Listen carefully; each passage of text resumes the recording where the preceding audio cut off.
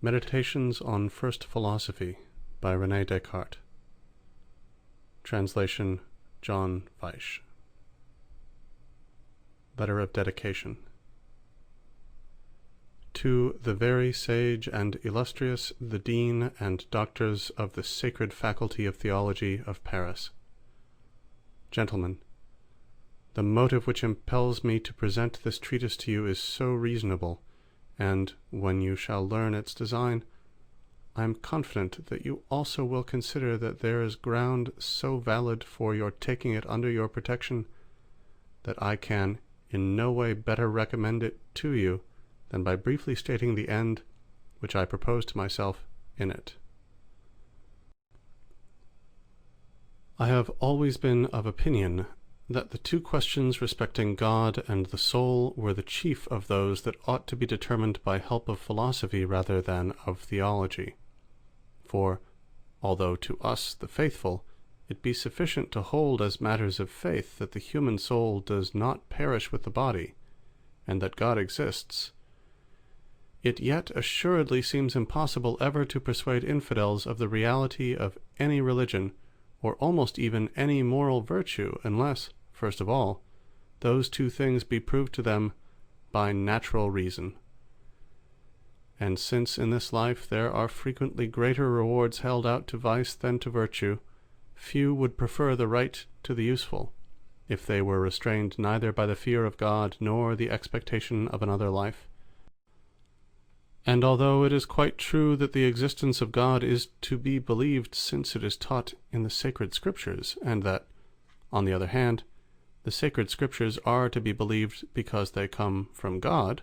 for since faith is a gift of God, the same being who bestows grace to enable us to believe other things, can likewise impart of it to enable us to believe his own existence. Nevertheless, this cannot be submitted to infidels, who would consider that the reasoning proceeded in a circle. And indeed, I have observed that you, with all the other theologians, not only affirmed the sufficiency of natural reason for the proof of the existence of God, but also that it may be inferred from sacred Scripture that the knowledge of God is much clearer than of many created things, and that it is really so easy of acquisition as to leave those who do not possess it blameworthy. This is manifest from these words of the Book of Wisdom, chapter 8, where it is said, "Howbeit they are not to be excused, for if their understanding was so great that they could discern the world and the creatures, why did they not rather find out the Lord thereof?" And in Romans chapter 1, it is said that they are without excuse, and again, in the same place, by these words, "That which may be known of God is manifest in them." We seem to be admonished that all which can be known of God may be made manifest, by reasons obtained from no other source than the inspection of our own minds. I have, therefore, thought that it would not be unbecoming in me to inquire how and by what way, without going out of ourselves, God may be more easily and certainly known than the things of the world. And as regards the soul, although many have judged that its nature could not be easily discovered, and some have even ventured to say that human reason led to the conclusion that it perished with the body, and that the contrary opinion could be held through faith alone, nevertheless, since the Lateran Council held under Leo X in session 8 condemns these, and expressly enjoins Christian philosophers to refute their arguments and establish the truth according to their ability, I have ventured to attempt it in this work. Moreover, I am aware that most of the irreligious deny the existence of God, and the distinctness of the human soul from the body, for no other reason than because these points, as they allege, have never as yet been demonstrated. Now, although I am by no means of their opinion, but on the contrary hold that almost all the proofs which have been adduced on these questions by great men possess, when rightly understood, the force of demonstrations, and that it is next to impossible to discover new, yet there is, I apprehend, no more useful service to be performed in philosophy than if someone were, once and for all, carefully to seek out the best of these reasons, and expound them so accurately and clearly that, for the future, it might be manifest to all that they are real demonstrations. And finally, since many persons were greatly desirous of this, who knew that I had cultivated a certain method of resolving all kinds of difficulty in the sciences, which is not indeed new, there being nothing older than truth, but of which they were aware I had made successful use in other instances, I judged it to be my duty to make trial of it also on the present matter. Now the sum of what I have been able to accomplish on the subject is contained in this treatise. Not that I here essayed to collect all the diverse reasons which might be adduced as proofs on this subject, for this does not seem to be necessary, unless on matters where no one proof of adequate certainty is to be had, but I treated the first and chief alone in such a manner that I should venture now to propose them as demonstrations of the highest certainty and evidence. And I will also add that they are such as to lead me to think that there is no way open to the mind of man by which proofs superior to them can ever be discovered, for the importance of the subject and the glory of God, to which all this relates, constrain me to speak here somewhat more freely of myself than I have been accustomed to do. Nevertheless,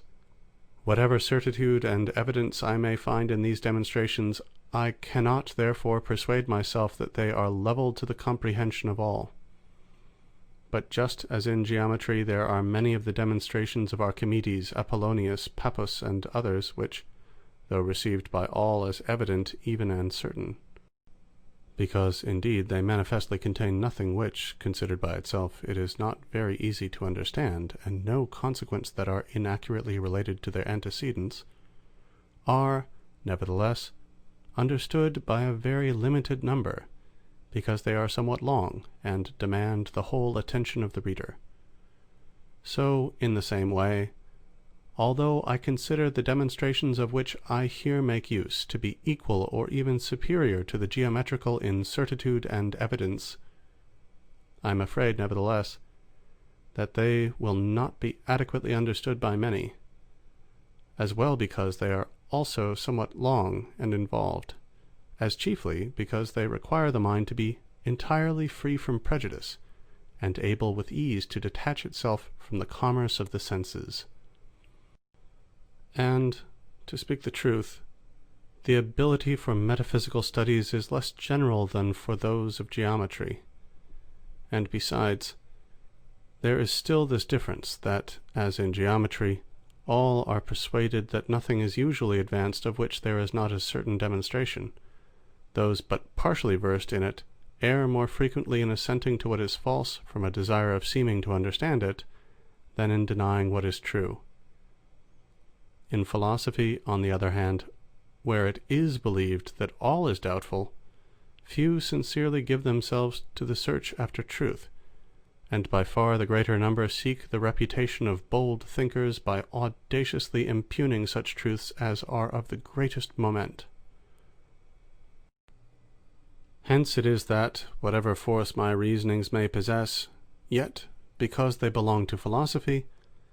I do not expect they will have much effect on the minds of men, unless you extend to them your patronage and approval. But since your faculty is held in so great esteem by all, and since the name of Sorbonne is of such authority, that,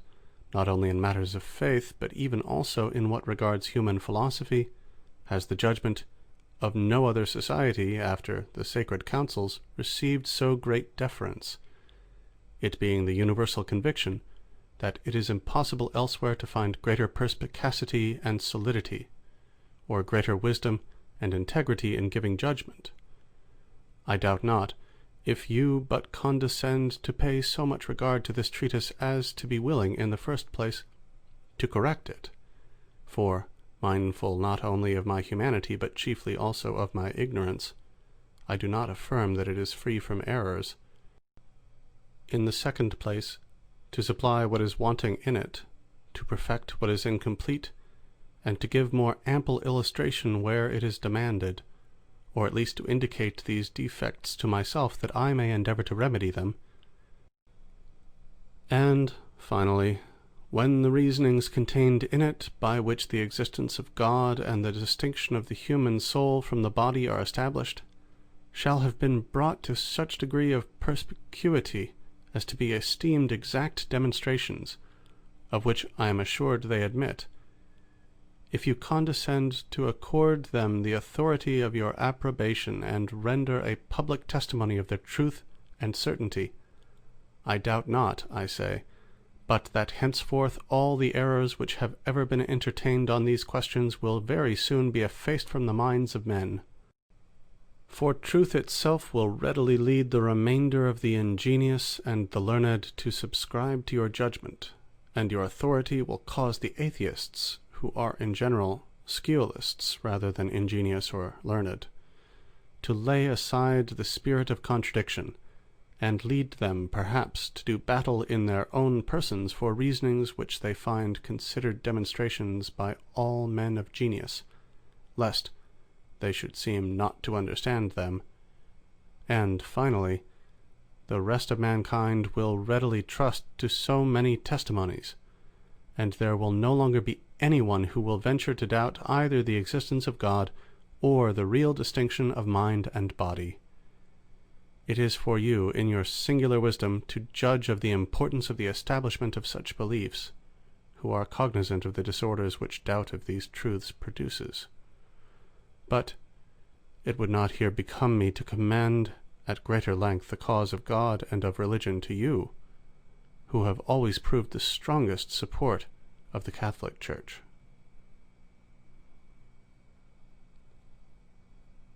End Letter of Dedication. Preface to the Reader. I have already slightly touched upon the questions respecting the existence of God and the nature of the human soul in the Discourse on the Method of Rightly Conducting the Reason and Seeking Truth in the Sciences, published in French in the year 1637. Not, however, with the design of their treating of them fully, but only, as it were, in passing, that I might learn from the judgment of my readers in what way I should afterward handle them. For these questions appeared to me to be of such moment as to be worthy of being considered more than once, and the path which I follow in discussing them is so little trodden and so remote from the ordinary route, that I thought it would not be expedient to illustrate it at greater length in French, and in a discourse that might be read by all, lest even the more feeble minds should believe that this path might be entered upon by them. But, as in the Discourse on Method I had requested all who might find aught meriting censure in my writings to do me the favour of pointing it out to me, I may state that no objections worthy of remark have been alleged against what I then said on these questions, except two, to which I will here briefly reply before undertaking their more detailed discussion. The first objection is that, though while the human mind reflects on itself, it does not perceive that it is any other than a thinking thing, it does not follow that its nature or essence consists only in its being a thing which thinks, so that the word only shall exclude all other things, which might also perhaps be said to pertain to the nature of the mind. To this objection I reply, that it was not my intention in that place to exclude these according to the order of truth in the matter, of which I did not then treat, but only according to the order of thought, perception. So that my meaning was, that I clearly apprehended nothing, so far as I was conscious, as belonging to my essence, except that I was a thinking thing, or a thing possessing in itself the faculty of thinking. But I will show hereafter how, from the consciousness that nothing besides thinking belongs to the essence of the mind, it follows that nothing else does in truth belong to it.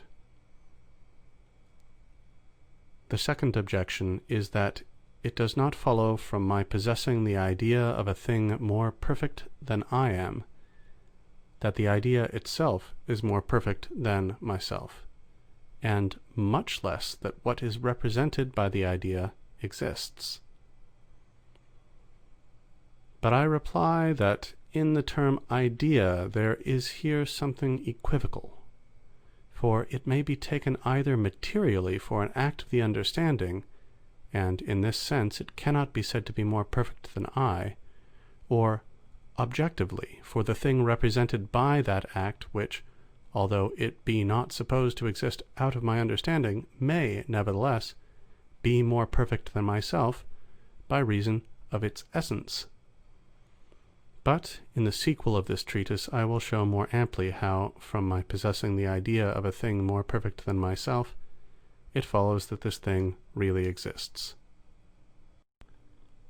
Besides these two objections, I have seen indeed two treatises of sufficient length relating to the present matter. In these, however, my conclusions, much more than my premises, were impugned, and that by arguments borrowed from the commonplaces of the atheists. But, as arguments of this sort can make no impression on the minds of those who shall rightly understand my reasonings, and as the judgments of many are so irrational and weak that they are persuaded rather by the opinions on a subject that are first presented to them, however false and opposed to reason they may be, than by a true and solid, but subsequently received, refutation of them, I am unwilling here to reply to these strictures from a dread of being, in the first instance, obliged to state them. I will only say, in general, that all which the atheists commonly allege in favor of the non-existence of God arises continually from one or the other of these two things, namely, either the ascription of human affections to deity, or the undue attribution to our minds of so much vigor and wisdom that we may essay to determine and comprehend both what God can and ought to do. Hence, all that is alleged by them will occasion us no difficulty, provided only we keep in remembrance that our minds must be considered finite, while deity is incomprehensible and infinite. Now that I have once, in some measure, made proof of the opinions of men regarding my work, I again undertake to treat of God and the human soul, and at the same time to discuss the principles of the entire first philosophy, without, however, expecting any commendation from the crowd for my endeavours, or a wide circle of readers. On the contrary, I would advise none to read this work unless such as are able and willing to meditate with me in earnest, to detach their minds from commerce with the senses, and likewise to deliver themselves from all prejudice. And individuals of this character are, I well know, remarkably rare. But with regard to those who, without caring to comprehend the order and connection of the reasonings, shall study only detached clauses for the purpose of small but noisy criticism, as is the custom with many, I may say that such persons will not profit greatly by the reading of this treatise. And although perhaps they may find opportunity for cavilling in several places, they will yet hardly start any pressing objections, or such as shall be deserving of reply. But since, indeed, I do not promise to satisfy others on all these subjects at first sight, nor arrogate so much to myself as to believe that I might have been able to foresee all that may be the source of difficulty to each one, I shall expound, first of all, in the Meditations, those considerations by which I feel persuaded that I have arrived at a certain and evident knowledge of truth, in order that I may ascertain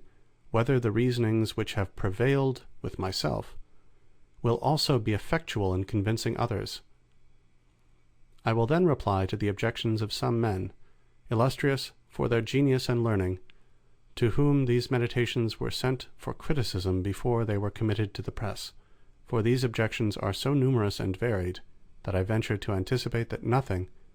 at least nothing of any moment, will readily occur to any mind which has not been touched upon in them. Hence it is that I earnestly entreat my readers not to come to any judgment on the questions raised in the meditations until they have taken care to read the whole of the objections, with the relative replies.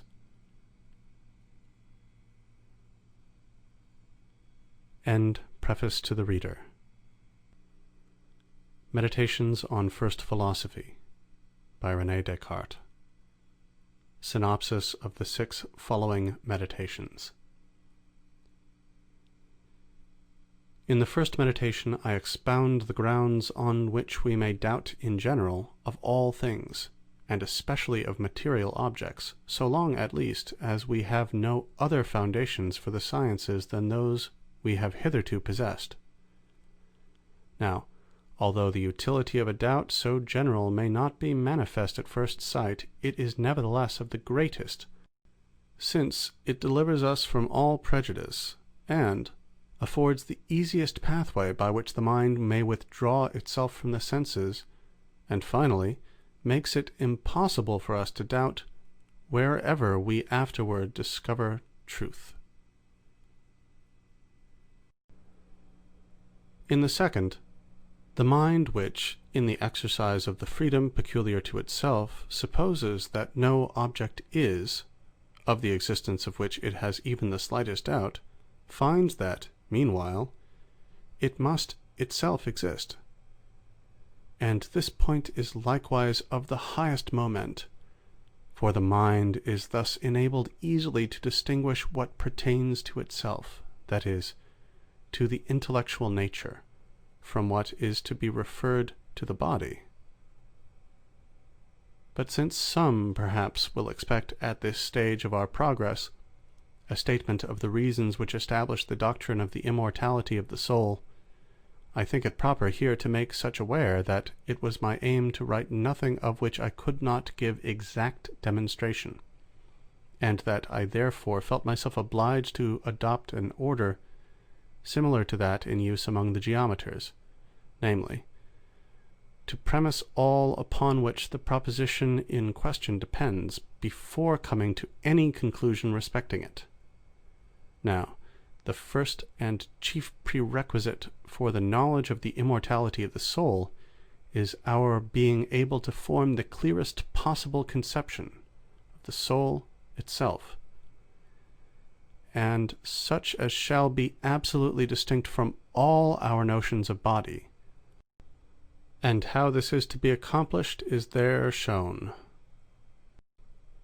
There is required, besides this, the assurance that all objects which we clearly and distinctly think are true, really exist, in that very mode in which we think them, and this could not be established previously to the fourth meditation. Further, it is necessary, for the same purpose, that we possess a distinct conception of corporeal nature, which is given partly in the second, and partly in the fifth and sixth meditations. And finally, on these grounds, we are necessitated to conclude that all those objects which are clearly and distinctly conceived to be diverse substances, as mind and body, are substances really reciprocally distinct, and this inference is made in the sixth meditation.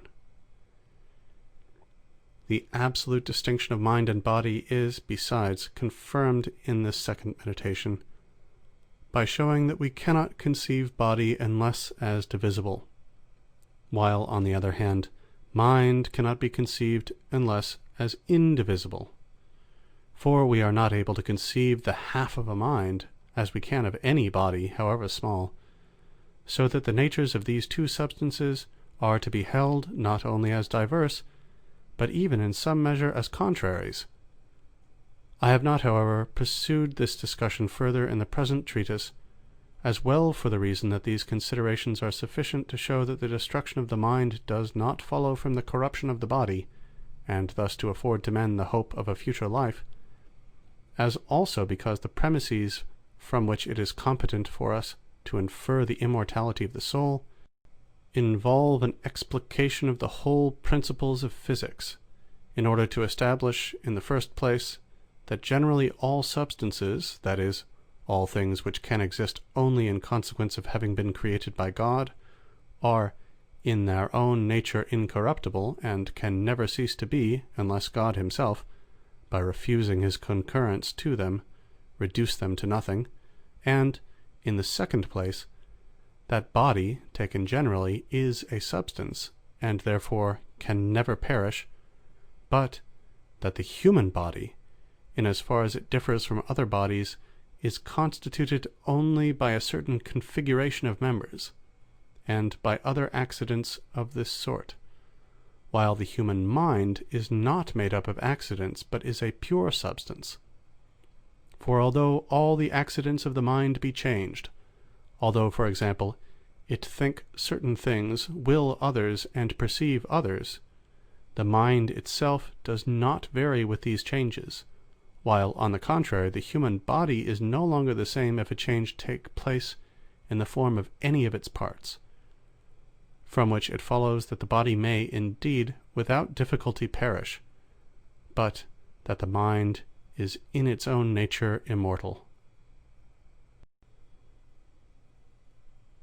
In the third meditation I have unfolded at sufficient length, as appears to me, my chief argument for the existence of God. But yet, since I was there desirous to avoid the use of comparisons taken from material objects, that I might withdraw, as far as possible, the minds of my readers from the senses, numerous obscurities perhaps remain, which, however, will, I trust, be afterward entirely removed in the replies to the objections. Thus, among other things, it may be difficult to understand how the idea of a being absolutely perfect, which is found in our minds, possesses so much objective reality, that is, participates by representation in so many degrees of being and perfection, that it must be held to arise from a cause absolutely perfect. This is illustrated in the replies by the comparison of a highly perfect machine, the idea of which exists in the mind of some workman. For as the objective, that is, representative, perfection of this idea must have some cause, namely, either the science of the workman, or of some other person from whom he has received the idea, in the same way the idea of God, which is found in us, demands God himself for its cause. In the fourth, it is shown that all which we clearly and distinctly perceive, apprehend, is true, and at the same time is explained wherein consists the nature of error,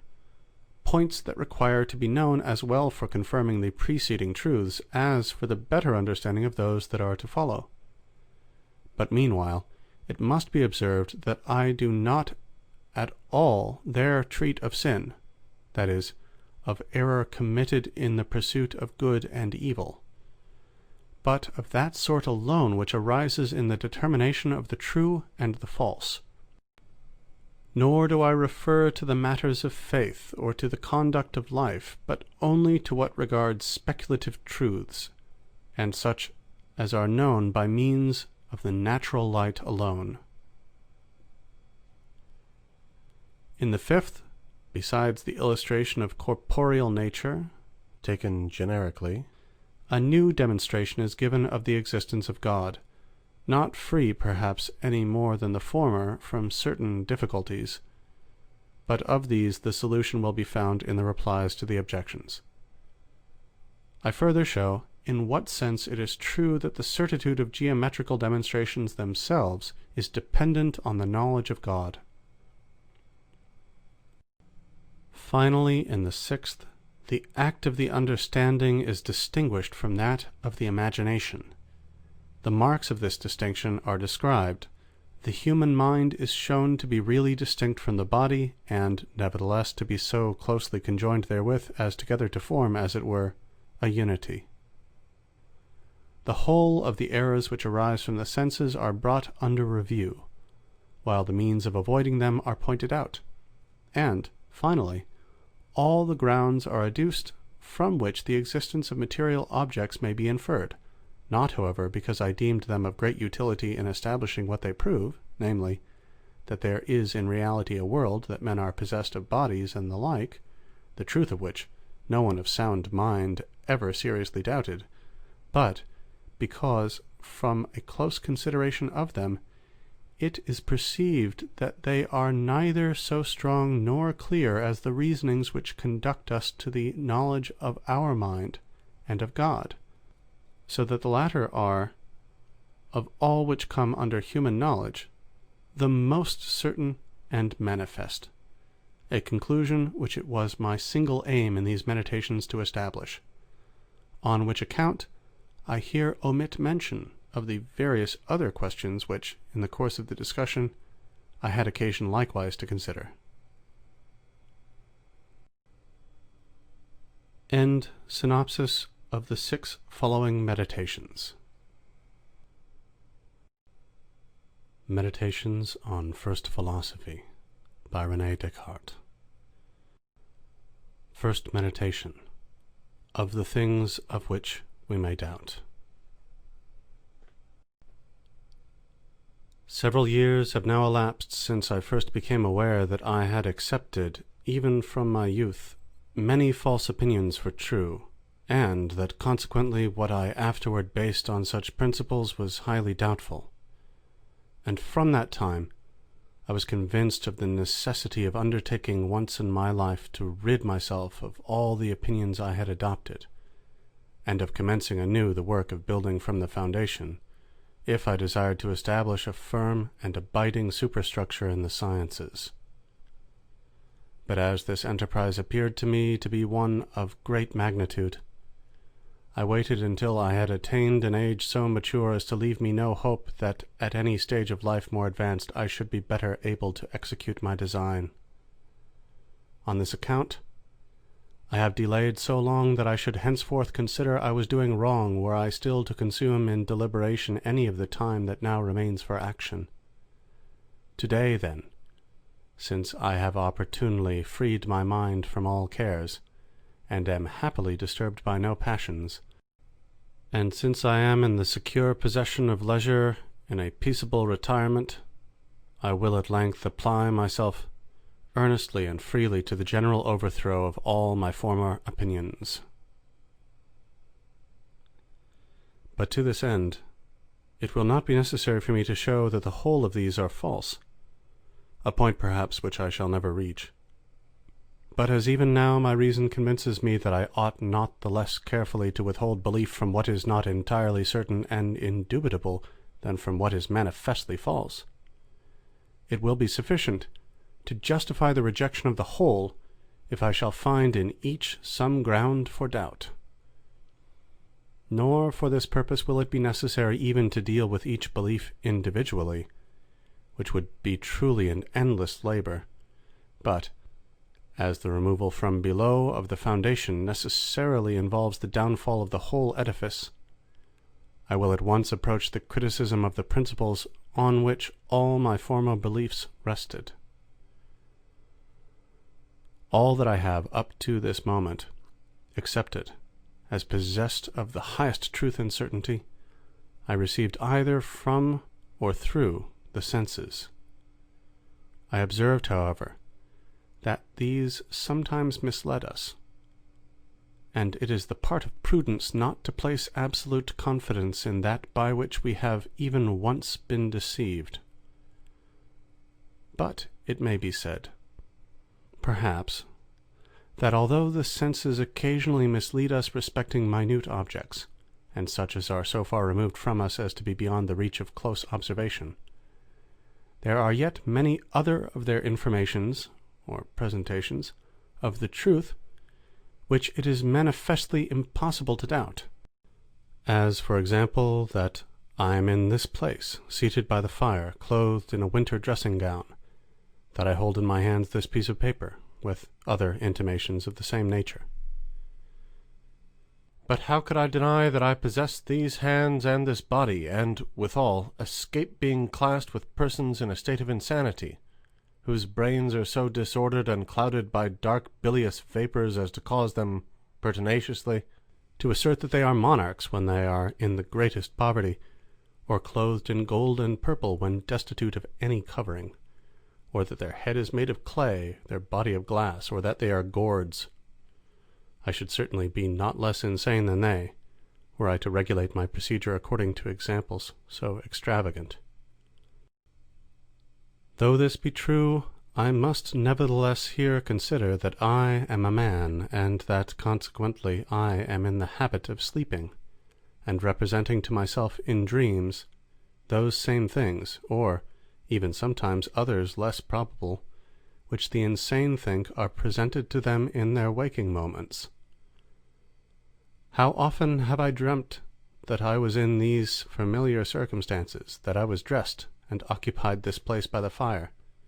when I was lying undressed in bed. At the present moment, however, I certainly look upon this paper with eyes wide awake. The head which I now move is not asleep. I extend this hand consciously and with express purpose, and I perceive it. The occurrences in sleep are not so distinct as all this. But I cannot forget that at other times I have been deceived in sleep by similar illusions, and, attentively considering those cases, I perceive so clearly that there exist no certain marks by which the state of waking can ever be distinguished from sleep, that I feel greatly astonished. And in amazement I almost persuade myself that I am now dreaming.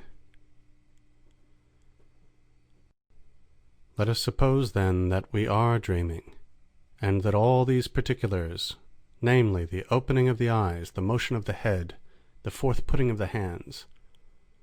are merely illusions, and even that we really possess neither an entire body nor hands such as we see. Nevertheless, it must be admitted at least that the objects which appear to us in sleep are, as it were, painted representations which could not have been formed unless in the likeness of realities, and, therefore, that those general objects, at all events, namely eyes, a head, hands, and an entire body, are not simply imaginary, but really existent. For in truth, painters themselves, even when they study to represent sirens and satyrs by forms the most fantastic and extraordinary, cannot bestow upon them natures absolutely new, but can only make a certain medley of the members of different animals, or if they chance to imagine something so novel that nothing at all similar has ever been seen before, and such as is, therefore, purely fictitious and absolutely false, it is at least certain that the colours of which this is composed are real. And on the same principle, although these general objects, namely a body, eyes, a head, hands, and the like, be imaginary, we are nevertheless absolutely necessitated to admit the reality at least of some other objects still more simple and universal than these, of which, just as of certain real colours, all those images of things, whether true and real, or false and fantastic, that are found in our consciousness, are formed. To this class of objects seem to belong corporeal nature in general and its extension, the figure of extended things, their quantity or magnitude, and their number, as also the place in and the time during which they exist, and other things of the same sort. We will not, therefore, perhaps reason illegitimately if we conclude from this that physics, astronomy, medicine, and all the other sciences that have for their end the consideration of composite objects are indeed of a doubtful character, but that arithmetic, geometry, and the other sciences of the same class, which regard merely the simplest and most general objects, and scarcely inquire whether or not these are really existent, contains somewhat that is certain and indubitable. For whether I am awake or dreaming, it remains true that 2 and 3 make 5, and that a square has but 4 sides.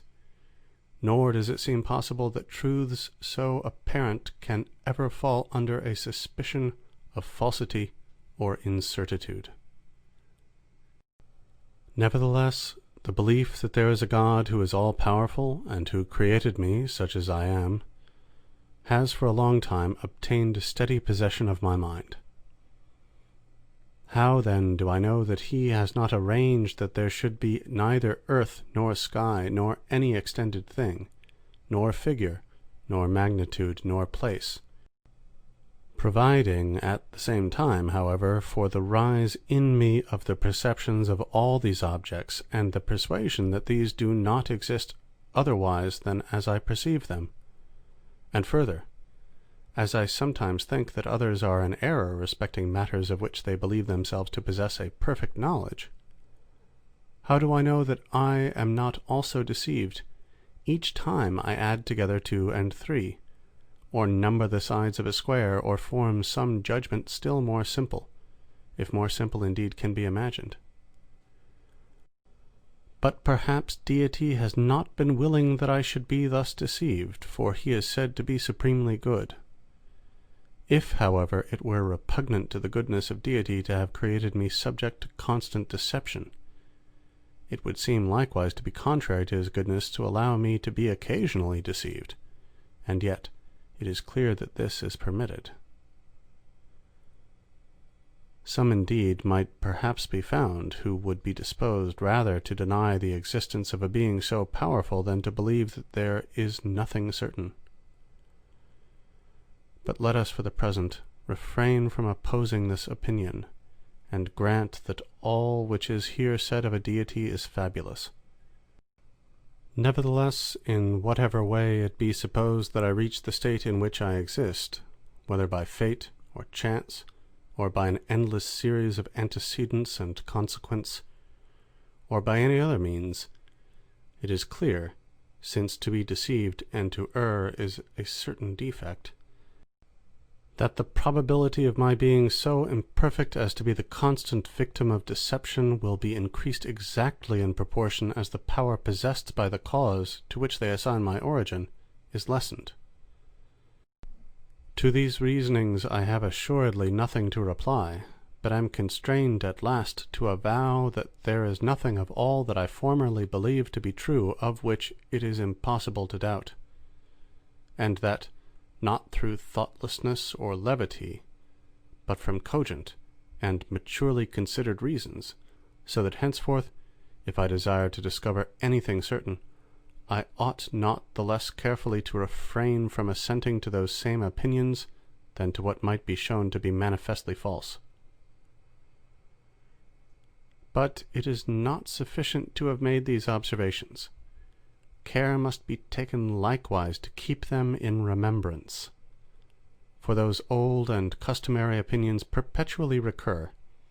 long and familiar usage giving them the right of occupying my mind, even almost against my will, and subduing my belief. Nor will I lose the habit of deferring to them and confiding in them so long as I shall consider them to be what in truth they are, namely,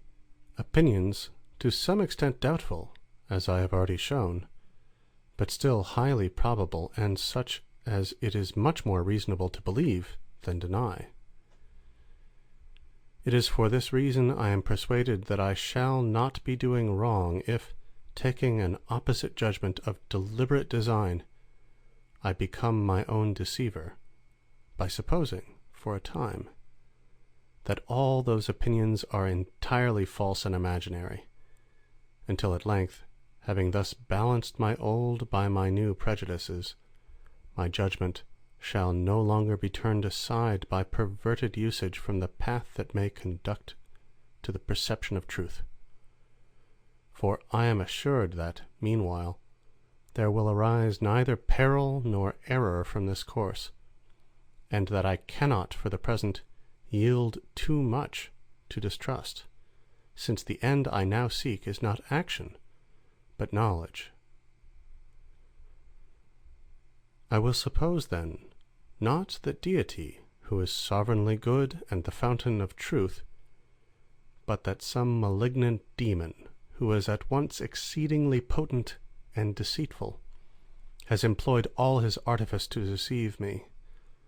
I will suppose that the sky, the air, the earth, colors, figures, sounds, and all external things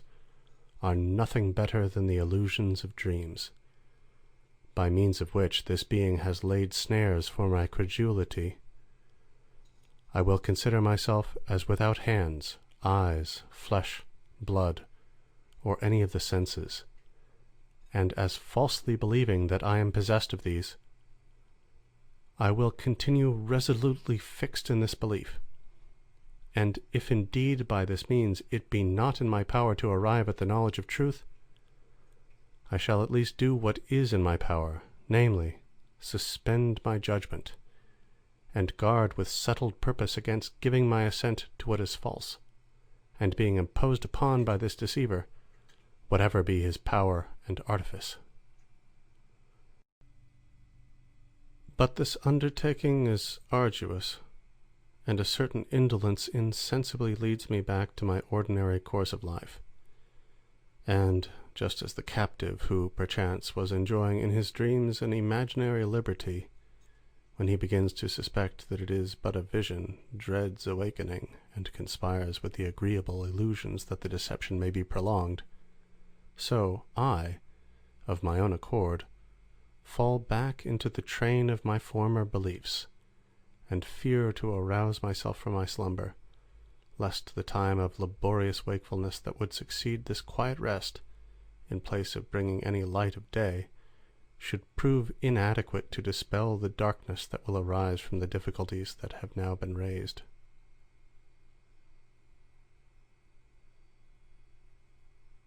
End First Meditation. Meditations on First Philosophy by Renee Descartes. Second Meditation. Of the nature of the human mind, and that it is more easily known than the body. The meditation of yesterday has filled my mind with so many doubts that it is no longer in my power to forget them. Nor do I see meanwhile any principle on which they can be resolved. And, just as if I had fallen all of a sudden into very deep water,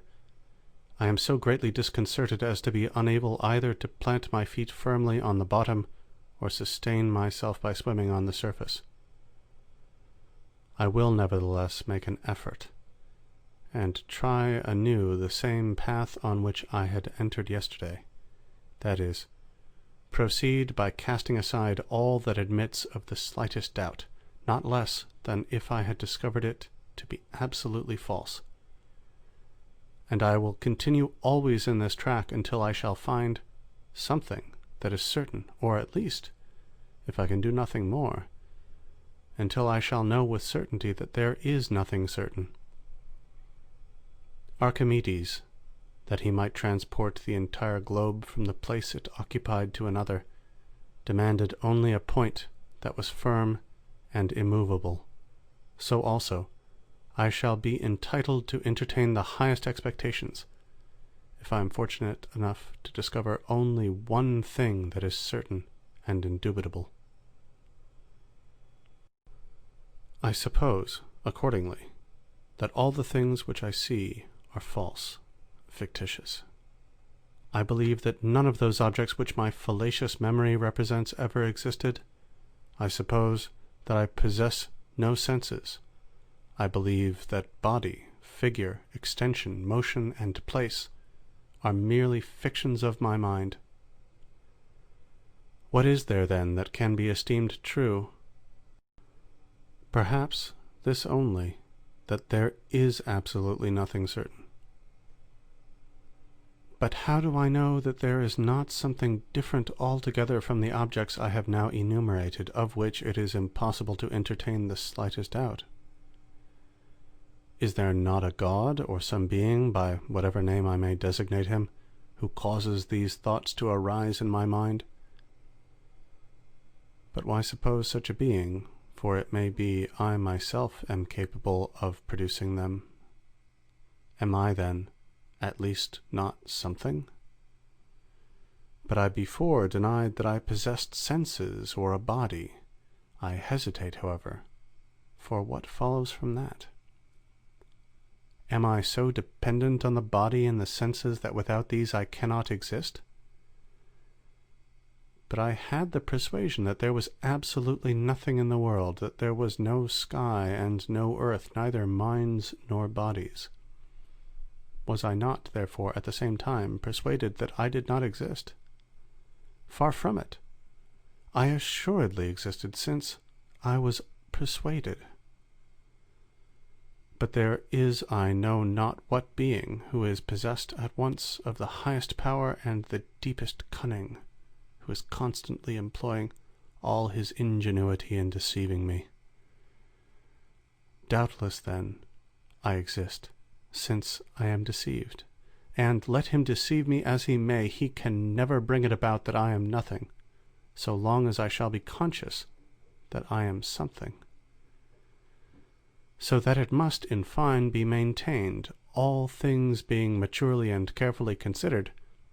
that this proposition, I am, I exist, is necessarily true each time it is expressed by me, or conceived in my mind. But I do not yet know with sufficient clearness what I am, though assured that I am, and hence, in the next place, I must take care lest perchance I inconsiderately substitute some other object in room of what is properly myself, and thus wander from truth, even in that knowledge, cognition, which I hold to be, of all others, the most certain and evident. For this reason, I will now consider anew what I formerly believed myself to be, before I entered on the present train of thought, and of my previous opinion I will retrench all that can in the least be invalidated by the grounds of doubt I have adduced, in order that there may at length remain nothing but what is certain and indubitable.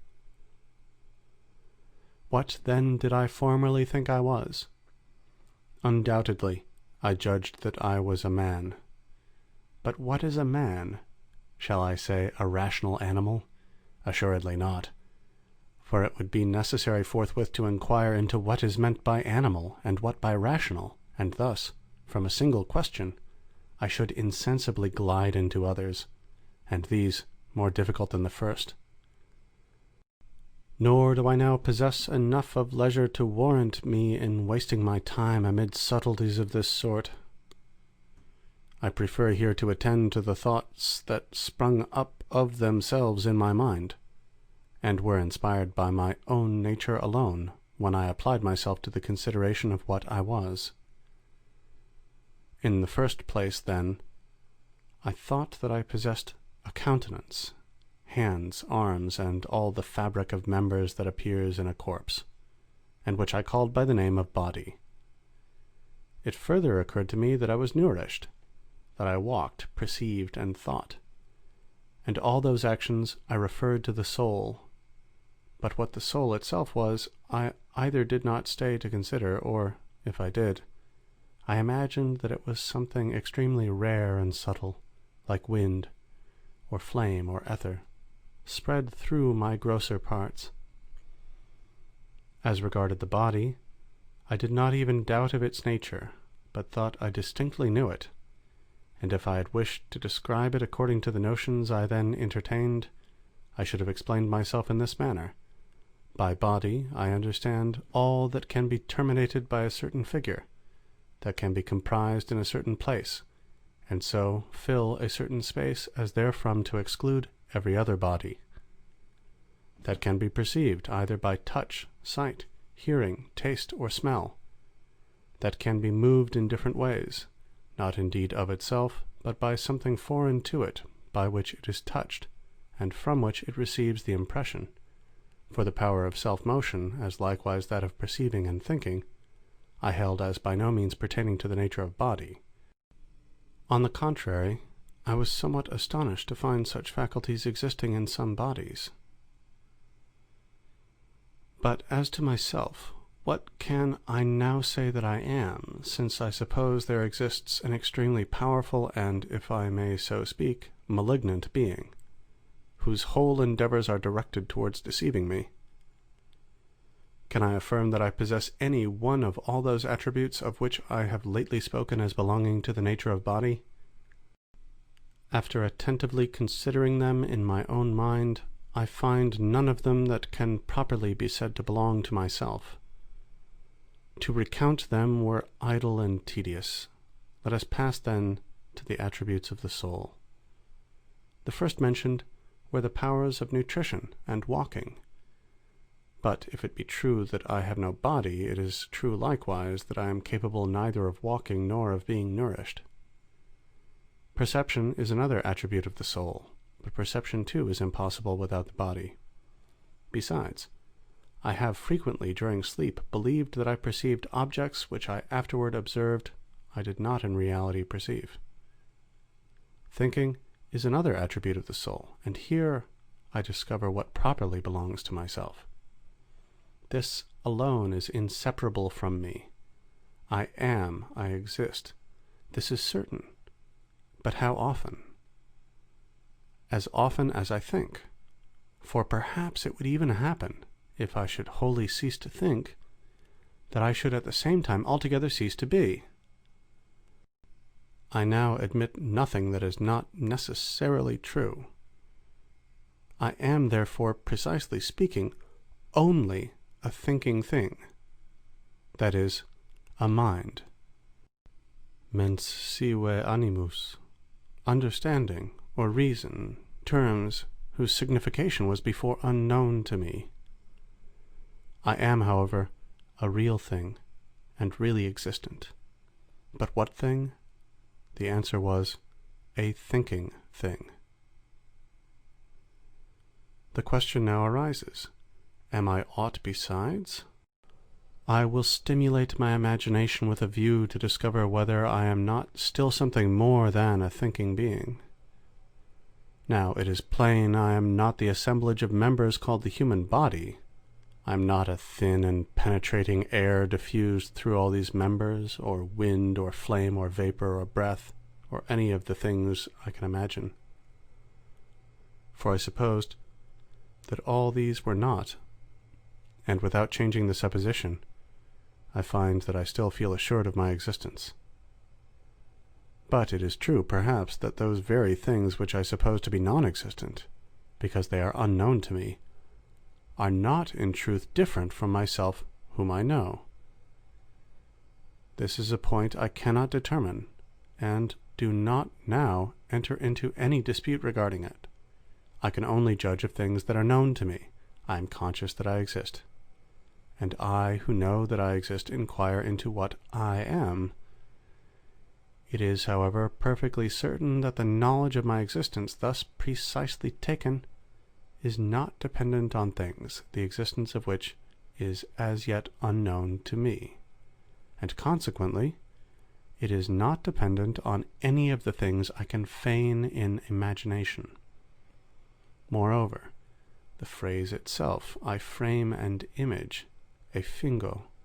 reminds me of my error.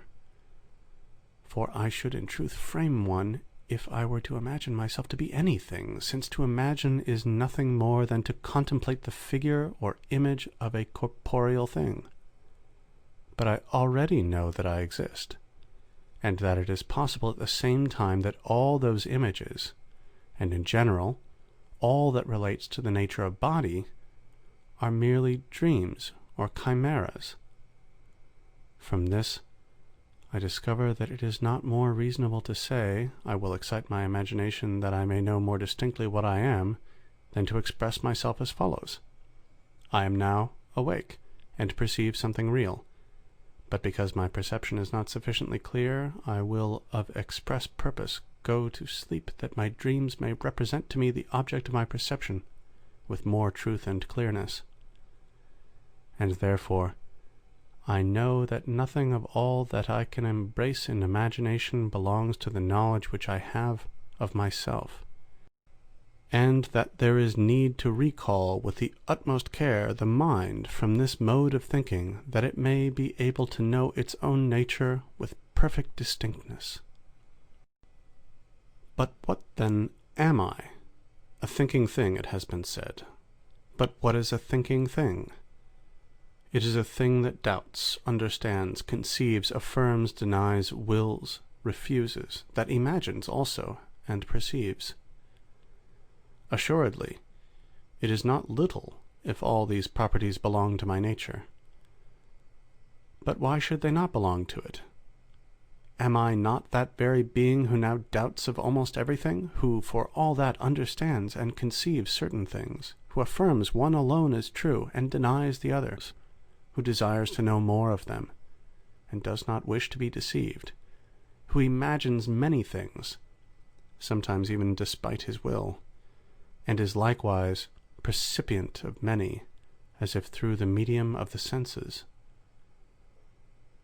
Is there nothing of all this as true as that I am? Even although I should be always dreaming,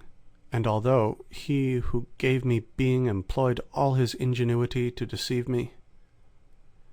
is there also any one of these attributes that can be properly distinguished from my thought, or that can be said to be separate from myself? For it is of itself so evident that it is I who doubt, I who understand, and I who desire, that it is here unnecessary to add anything by way of rendering it more clear. And I am as certainly the same being who imagines. For although it may be, as before supposed, that nothing I imagine is true, still the power of imagination does not cease really to exist in me and to form part of my thought.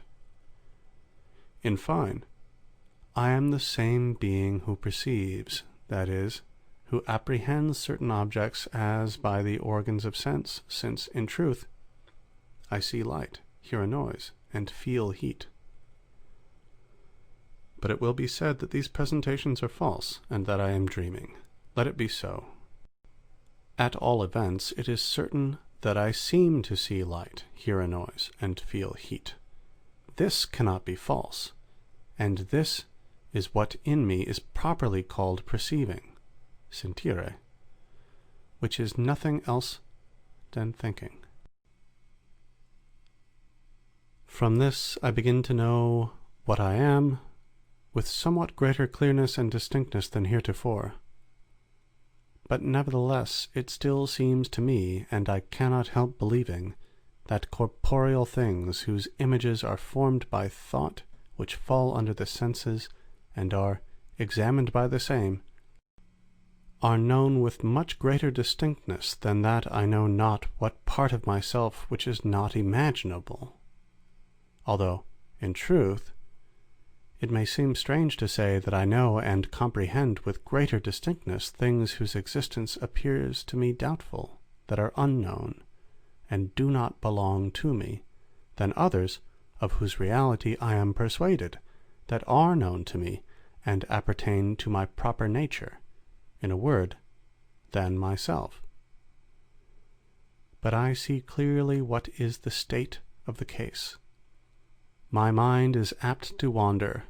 and will not yet submit to be restrained within the limits of truth. Let us therefore leave the mind to itself once more, and, according to it every kind of liberty, permit it to consider the objects that appear to it from without, in order that, having afterward withdrawn it from these gently and opportunely, and fixed it on the consideration of its being and the properties it finds in itself, it may then be the more easily controlled.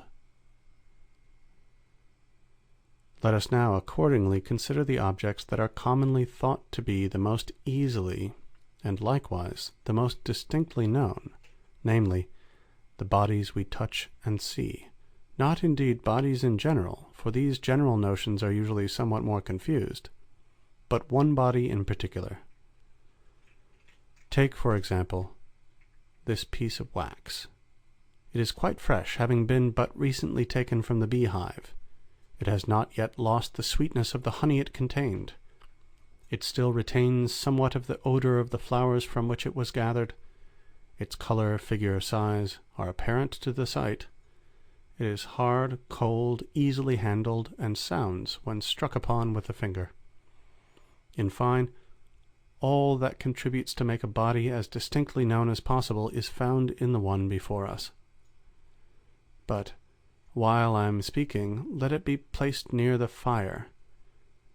What remained of the taste exhales, the smell evaporates, the color changes, its figure is destroyed, its size increases, it becomes liquid, it grows hot. It can hardly be handled, and, although struck upon, it emits no sound. Does the same wax still remain after this change? It must be admitted that it does remain. No one doubts it, or judges otherwise. What, then, was it I knew with so much distinctness in the piece of wax? Assuredly it could be nothing of all that I observed by means of the senses, since all the things that fell under taste, smell, sight, touch, and hearing are changed, and yet the same wax remains.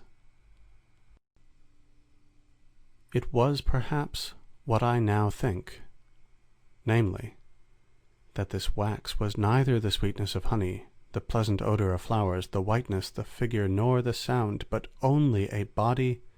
that a little before appeared to me conspicuous under these forms, and which is now perceived under others. But, to speak precisely, what is it that I imagine when I think of it in this way?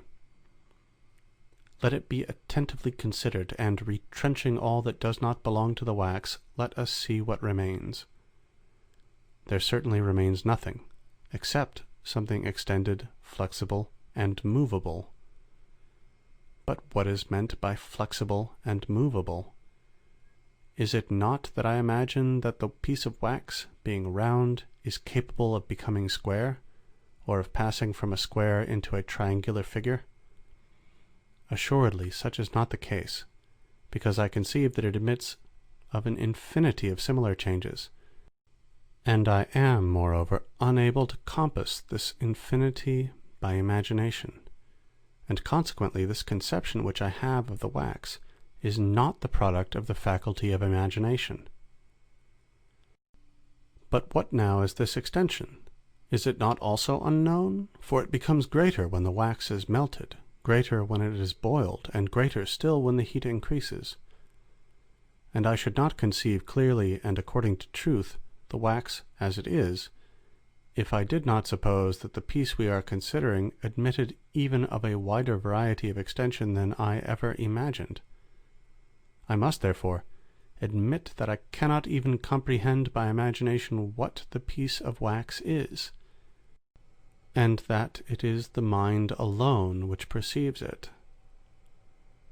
I speak of one piece in particular, for as to wax in general this is still more evident. But what is the piece of wax that can be perceived only by the understanding or mind? It is certainly the same which I see, touch, imagine, and, in fine, it is the same which, from the beginning, I believed it to be. But, and this is of moment to observe, the perception of it is neither an act of sight, of touch, nor of imagination, and never was either of these, though it might formerly seem so, but is simply an intuition, inspectio, of the mind, which may be imperfect and confused as it formerly was, or very clear and distinct as it is at present, according as the attention is more or less directed to the elements which it contains and of which it is composed. But meanwhile, I feel greatly astonished when I observe the weakness of my mind and its proneness to error. For although, without at all giving expression to what I think, I consider all this in my own mind, words yet occasionally impede my progress, and I am almost led into error by the terms of ordinary language, We say, for example, that we see the same wax when it is before us, and not that we judge it to be the same from its retaining the same color and figure. Whence I should forthwith be disposed to conclude that the wax is known by the act of sight, and not by the intuition of the mind alone, were it not for the analogous instance of human beings passing on in the street below, as observed from a window. In this case, I do not fail to say that I see the men themselves, just as I say that I see the wax. And yet, what do I see from the window beyond hats and cloaks that might cover artificial machines whose motions might be determined by springs? But I judge that there are human beings from these appearances, and thus I comprehend, by the faculty of judgment alone which is in the mind, what I believed I saw with my eyes. The man who makes it his aim to rise to knowledge superior to the common ought to be ashamed to seek occasions of doubting from the vulgar forms of speech. Instead, therefore, of doing this, I shall proceed with the matter in hand,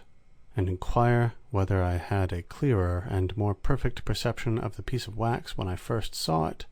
and when I thought I knew it by means of the external sense itself, or, at all events, by the common sense, as it is called, that is, by the imaginative faculty, or whether I rather apprehend it more clearly at present, after having examined with greater care both what it is and in what way it can be known. It would certainly be ridiculous to entertain any doubt on this point. For what in that first perception was there distinct?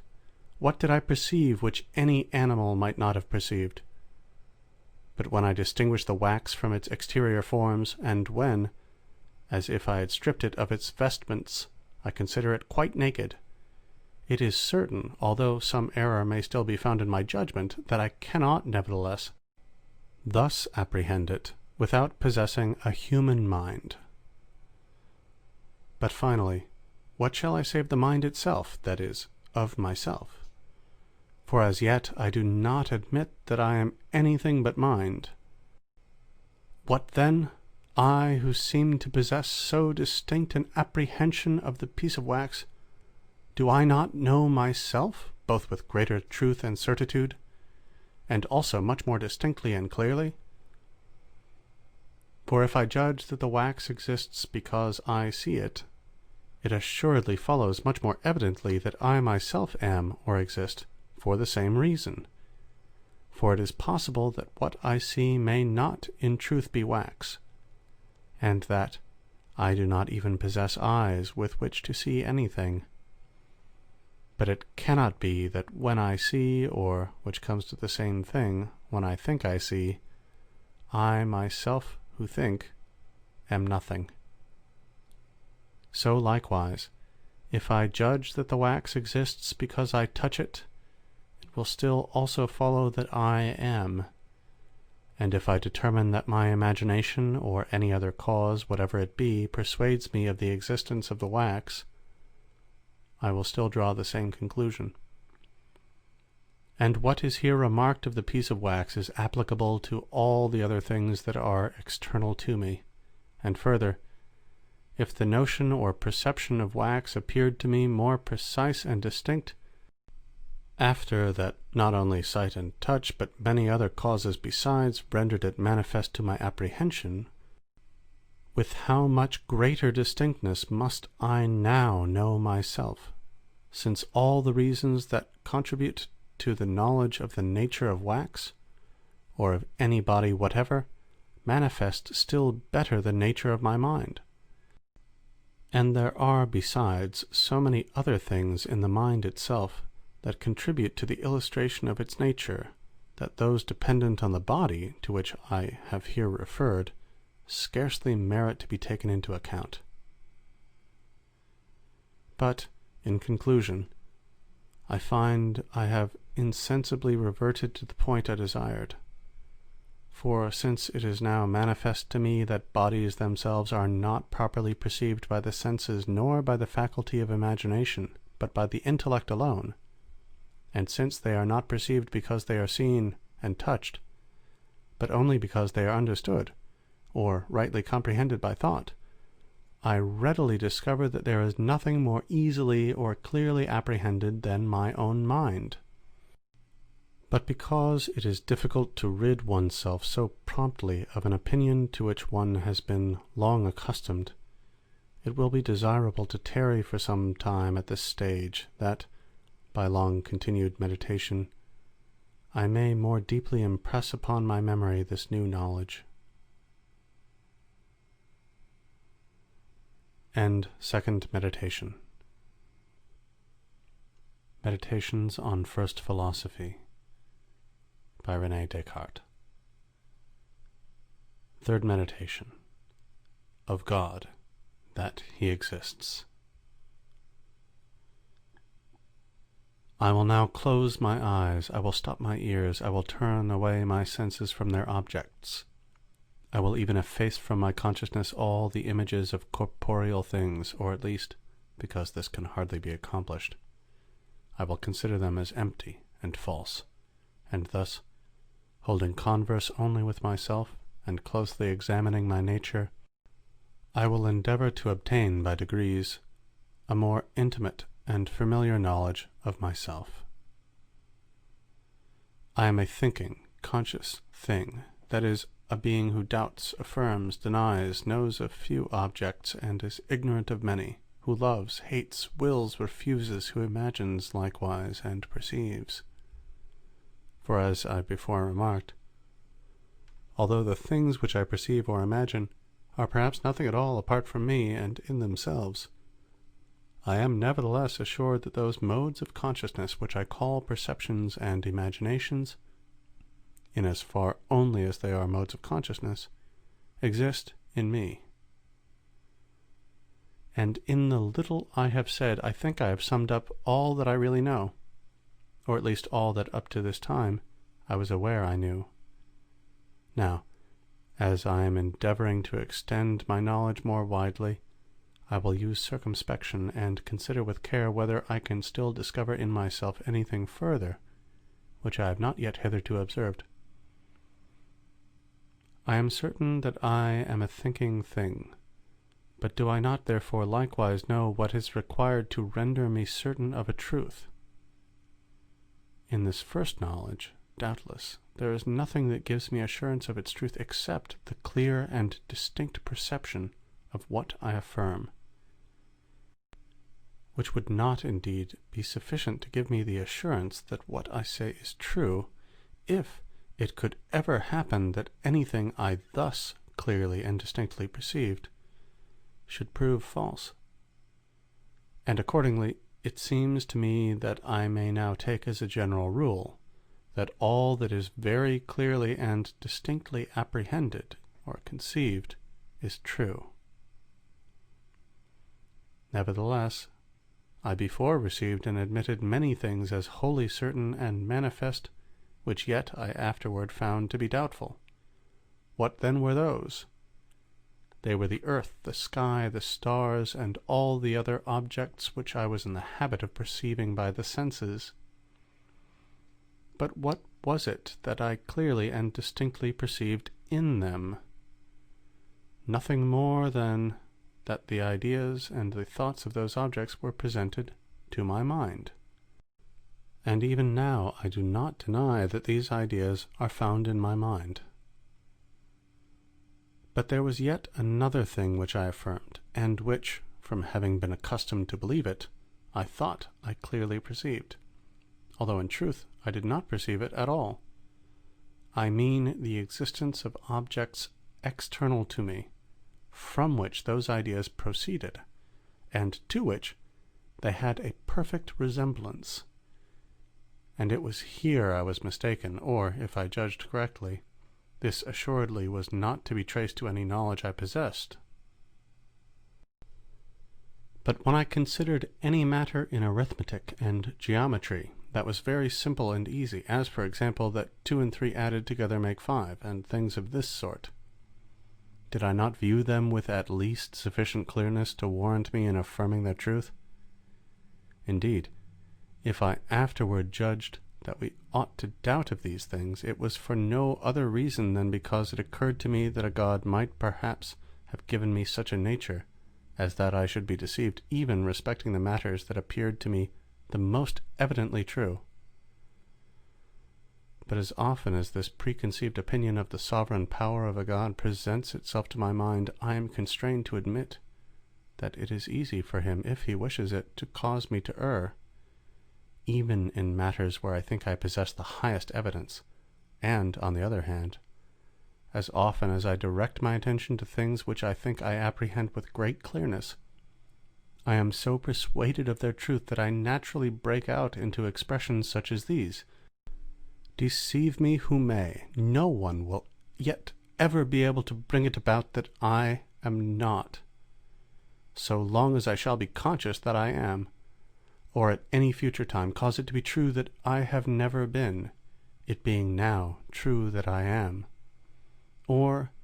make 2 and 3 more or less than 5, in supposing which, and other like absurdities, I discover a manifest contradiction. And in truth, as I have no ground for believing that deity is deceitful, and as indeed I have not even considered the reasons by which the existence of a deity of any kind is established, the ground of doubt that rests only on this supposition is very slight and, so to speak, metaphysical. But, that I may be able wholly to remove it, I must inquire whether there is a God, and soon as an opportunity of doing so shall present itself. And if I find that there is a God, I must examine likewise whether he can be a deceiver. For without the knowledge of these two truths,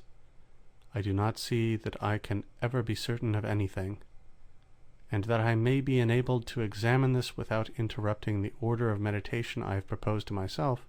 which is, to pass by degrees from the notions that I shall find first in my mind to those I shall afterward discover in it. It is necessary at this stage to divide all my thoughts into certain classes, and to consider in which of these classes truth and error are, strictly speaking, to be found. Of my thoughts, some are, as it were, images of things, and to these alone properly belongs the name idea, as when I think or represent to my mind a man, a chimera, the sky, an angel, or God. Others again have certain other forms, as when I will, fear, affirm, or deny. I always indeed apprehend something as the object of my thought,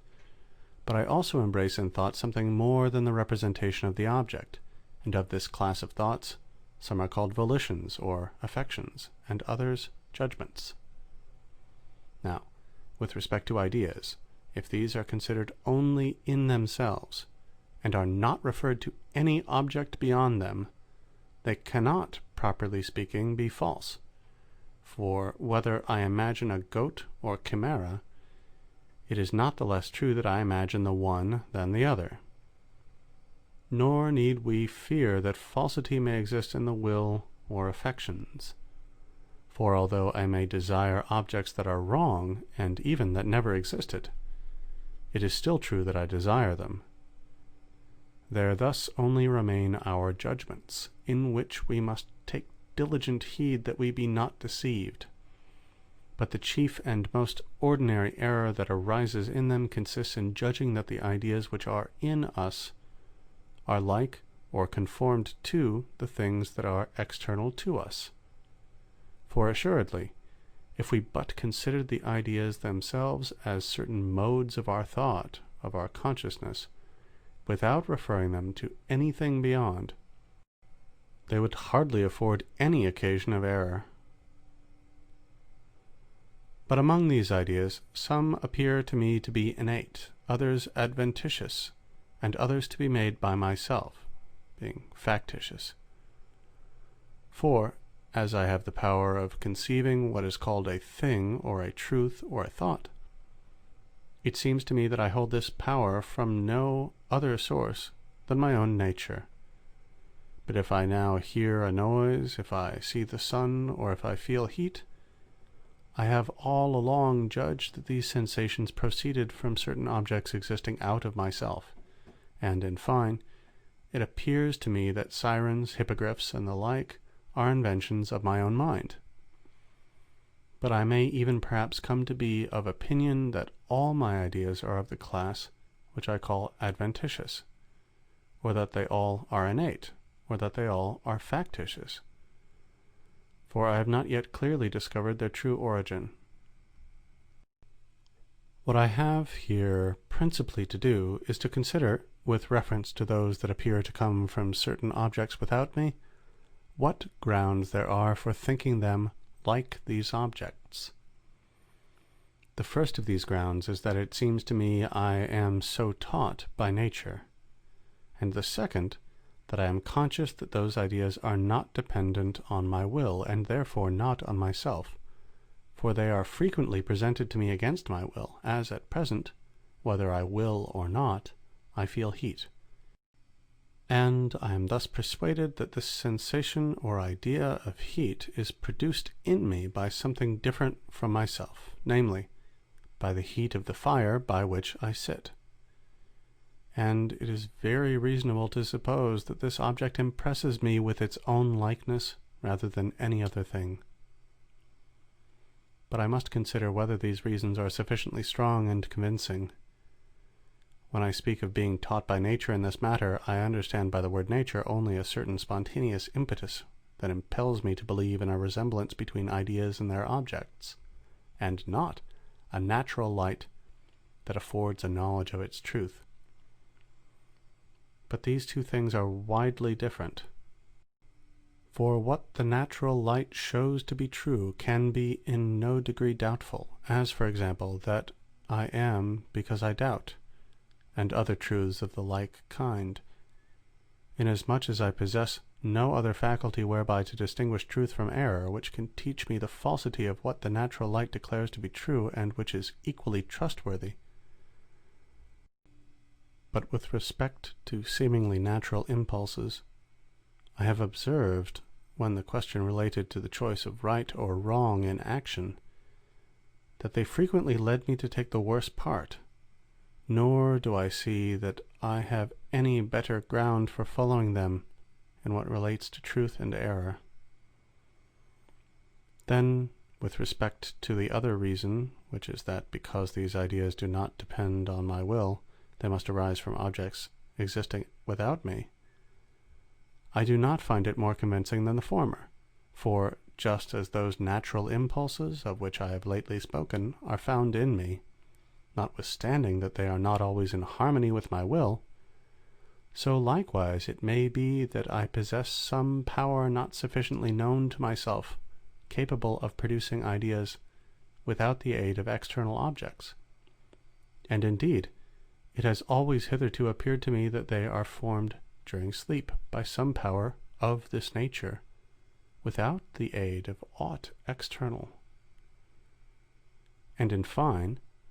although I should grant that they proceeded from those objects, it is not a necessary consequence that they must be like them. On the contrary, I have observed in a number of instances that there was a great difference between the object and its idea. Thus, for example, I find in my mind two wholly diverse ideas of the sun. The one, by which it appears to me extremely small, draws its origin from the senses, and should be placed in the class of adventitious ideas. The other, by which it seems to be many times larger than the whole earth, is taken up on astronomical grounds, that is, elicited from certain notions born with me, or is framed by myself in some other manner. These two ideas cannot certainly both resemble the same sun, and reason teaches me that the one which seems to have immediately emanated from it is the most unlike. And these things sufficiently prove that hitherto it has not been from a certain and deliberate judgment, but only from a sort of blind impulse, that I believed existence of certain things different from myself, which, by the organs of sense, or by whatever other means it might be, conveyed their ideas or images into my mind, and impressed it with their likenesses. But there is still another way of inquiring whether, of the objects whose ideas are in my mind, there are any that exist out of me. if ideas are taken in so far only as they are certain modes of consciousness, I do not remark any difference or inequality among them, and all seem, in the same manner, to proceed from myself. But, considering them as images, of which one represents one thing and another a different, it is evident that a great diversity obtains among them. For without doubt those that represent substances are something more, and contain in themselves, so to speak, more objective reality, that is, participate by representation in higher degrees of being or perfection, than those that represent only modes or accidents. And again, the idea by which I conceive a God, sovereign, eternal, infinite, immutable, all-knowing, all-powerful, and the creator of all things that are out of himself, this, I say, has certainly in it more objective reality than those ideas by which finite substances are represented. Now, it is manifest by the natural light that there must at least be as much reality in the efficient and total cause as in its effect. For whence can the effect draw its reality if not from its cause? And how could the cause communicate to it this reality unless it possessed it in itself? And hence it follows, not only that what is cannot be produced by what is not, but likewise that the more perfect, in other words, that which contains in itself more reality, cannot be the effect of the less perfect. And this is not only evidently true of those effects whose reality is actual or formal, but likewise of ideas, whose reality is only considered as objective. Thus, for example, the stone that is not yet in existence not only cannot now commence to be unless it be produced by that which possesses in itself, formally or eminently, all that enters into its composition, in other words, by that which contains in itself the same properties that are in the stone or others superior to them. And heat can only be produced in a subject that was before devoid of it by a cause that is of an order, degree, or kind at least as perfect as heat, and so of the others. But further, even the idea of the heat or of the stone cannot exist in me, unless it be put there by a cause that contains at least as much reality as I conceive existent in the heat or in the stone. For although that cause may not transmit into my idea anything of its actual or formal reality, we ought not on this account to imagine that it is less real, but we ought to consider that, as every idea is a work of the mind, its nature is such as of itself to demand no other formal reality than that which it borrows from our consciousness, of which it is but a mode, that is, a manner or way of thinking. But in order that an idea may contain this objective reality rather than that, it must doubtless derive it from some cause in which is found at least as much formal reality as the idea contains of objective. For, if we suppose that there is found in an idea anything which was not in its cause, it must of course derive this from nothing. But however imperfect may be the mode of existence by which a thing is objectively, or by representation in the understanding by its idea, we certainly cannot, for all that, allege that this mode of existence is nothing, nor, consequently, that the idea owes its origin to nothing. Nor must it be imagined that, since the reality which considered in these ideas is only objective, the same reality need not be formally or actually in the causes of these ideas, but only objectively. For, just as the mode of existing objectively belongs to ideas by their peculiar nature, so likewise the mode of existing formally appertains to the causes of these ideas, at least to the first and principal, by their peculiar nature. And although an idea may give rise to another idea, this regress cannot, nevertheless, be infinite. We must in the end reach a first idea, the cause of which is, as it were, the archetype in which all the reality or perfection that is found objectively or by representation in these ideas is contained formally and in act. I am thus clearly taught by the natural light that ideas exist in me as pictures or images, which may, in truth, readily fall short of the perfection of the objects from which they are taken, but can never contain anything greater or more perfect. And in proportion to the time and care with which I examine all those matters, the conviction of their truth brightens and becomes distinct. But to sum up, what conclusion shall I draw from it all? It is this: if the objective reality or perfection of any one of my ideas be such as clearly to convince me that this same reality exists in me, neither formally nor eminently, and if, as follows from this, I myself cannot be the cause of it, it is a necessary consequence that I am not alone in the world, but that there is besides myself some other being who exists as the cause of that idea, while, on the contrary, if no such idea be found in my mind, I shall have no sufficient ground of assurance of the existence of any other being besides myself. For, after a most careful search, I have, up to this moment, been unable to discover any other ground. But among these my ideas, besides that which represents myself, respecting which there can be here no difficulty, there is one that represents a god, others that represent corporeal and inanimate things, others angels, others animals, and finally there are some that represent men like myself. But with respect to the ideas that represent other men or animals or angels, I can easily suppose that they were formed by the mingling and composition of the other ideas which I have of myself, of corporeal things, and of God, although they were, apart from myself, neither men, animals, nor angels.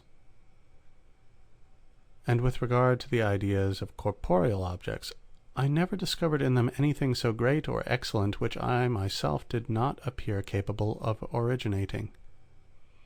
For by considering these ideas closely and scrutinizing them individually, in the same way that I yesterday examined the idea of wax, I find that there is but little in them that is clearly and distinctly perceived. As belonging to the class of things that are clearly apprehended, I recognize the following, namely, magnitude or extension in length, breadth, and depth; figure, which results from the termination of extension; situation, which bodies of diverse figures preserve with reference to each other; and motion, or the change of situation, to which may be added substance, duration, and number. But with regard to light, colors, sounds, odors, tastes, heat, cold, and the other tactile qualities, they are thought with so much obscurity and confusion that I cannot determine even whether they are true or false. In other words, whether or not the ideas I have of these qualities are in truth the ideas of real objects. For although I before remarked that it is only in judgments that formal falsity, or falsity properly so called, can be met with, there may nevertheless be found in ideas a certain material falsity, which arises when they represent what is nothing as if it were something. Thus, for example, the ideas I have of cold and heat are so far from being clear and distinct that I am unable from them to discover whether cold is only the privation of heat, or heat the privation of cold, or whether they are or are not real qualities. And since, ideas being, as it were, images, there can be none that does not seem to us to represent some object,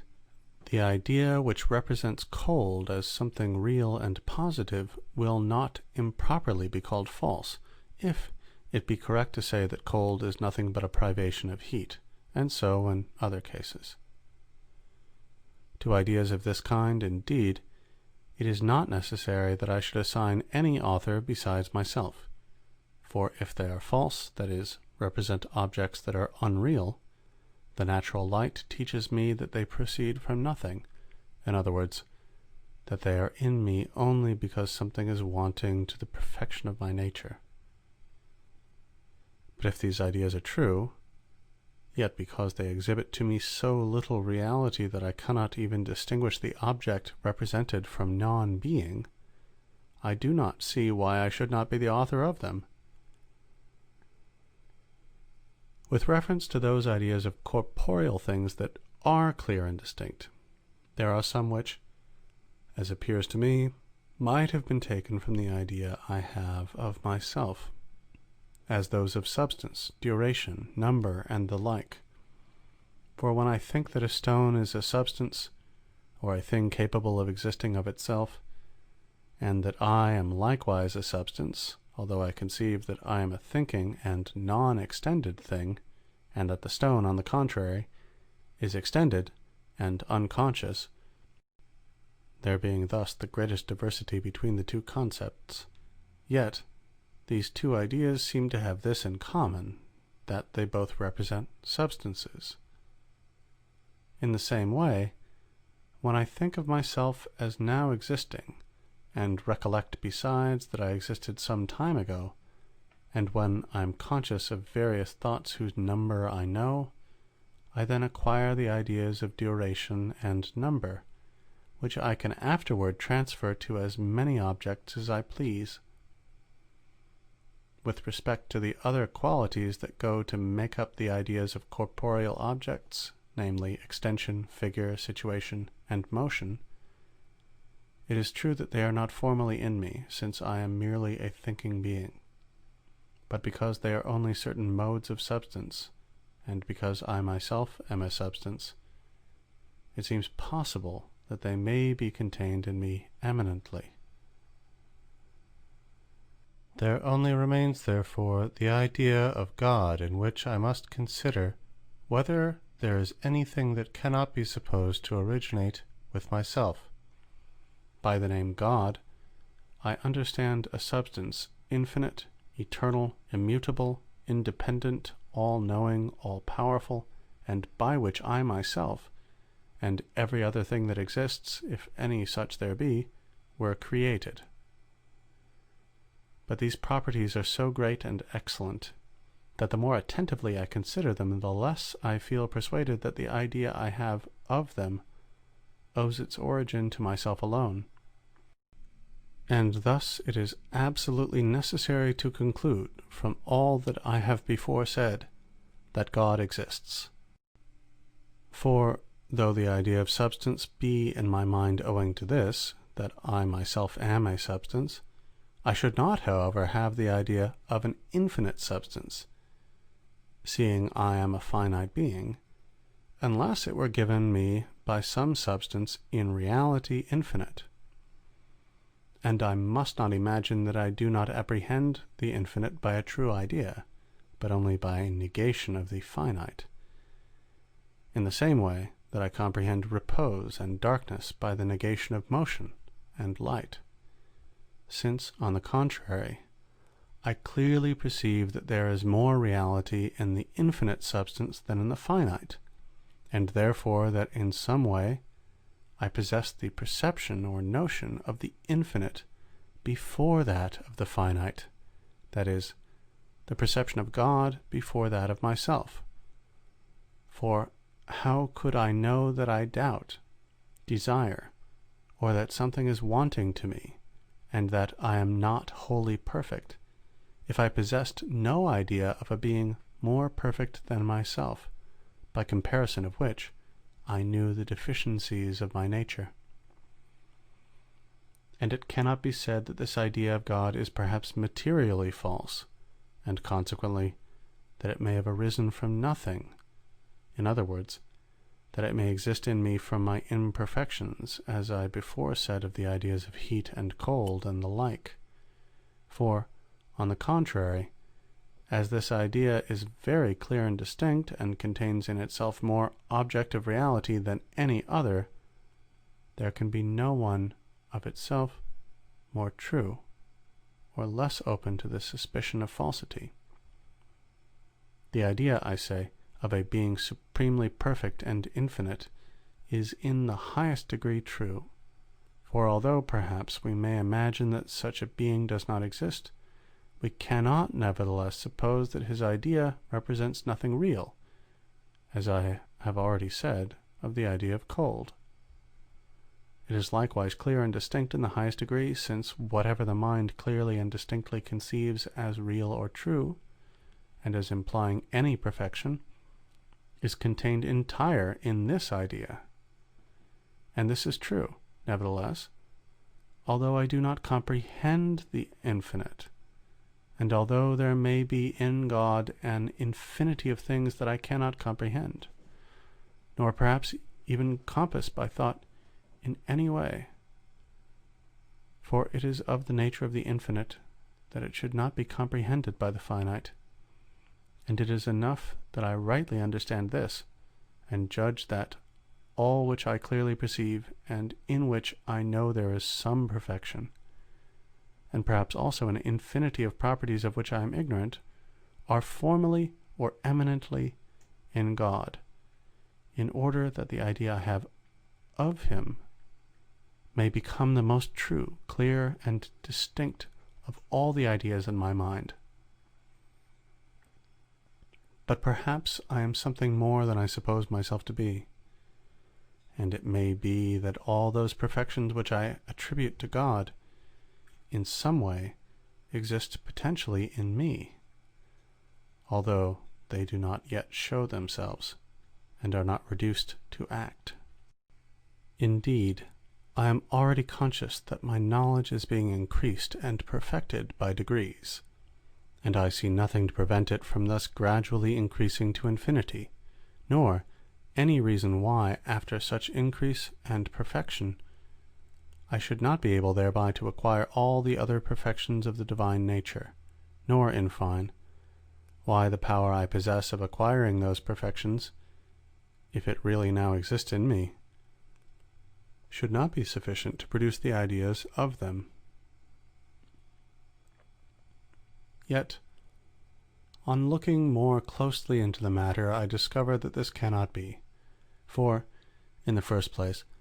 although it were true that my knowledge daily acquired new degrees of perfection, and although there were potentially in my nature much that was not as yet actually in it,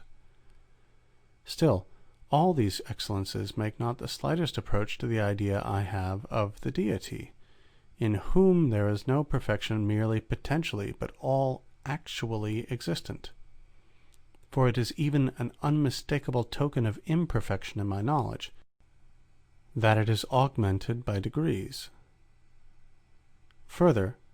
although my knowledge increase more and more, nevertheless I am not therefore induced to think that it will ever be actually infinite, since it can never reach that point beyond which it shall be incapable of further increase. But I conceive God as actually infinite, so that nothing can be added to his perfection, and in fine, I readily perceive that the objective being of an idea cannot be produced by a being that is merely potentially existent, which, properly speaking, is nothing, but only by a being existing formally or actually. And truly, I see nothing in all that I have now said which it is not easy for anyone who shall carefully consider it to discern by the natural light. But when I allow my attention in some degree to relax,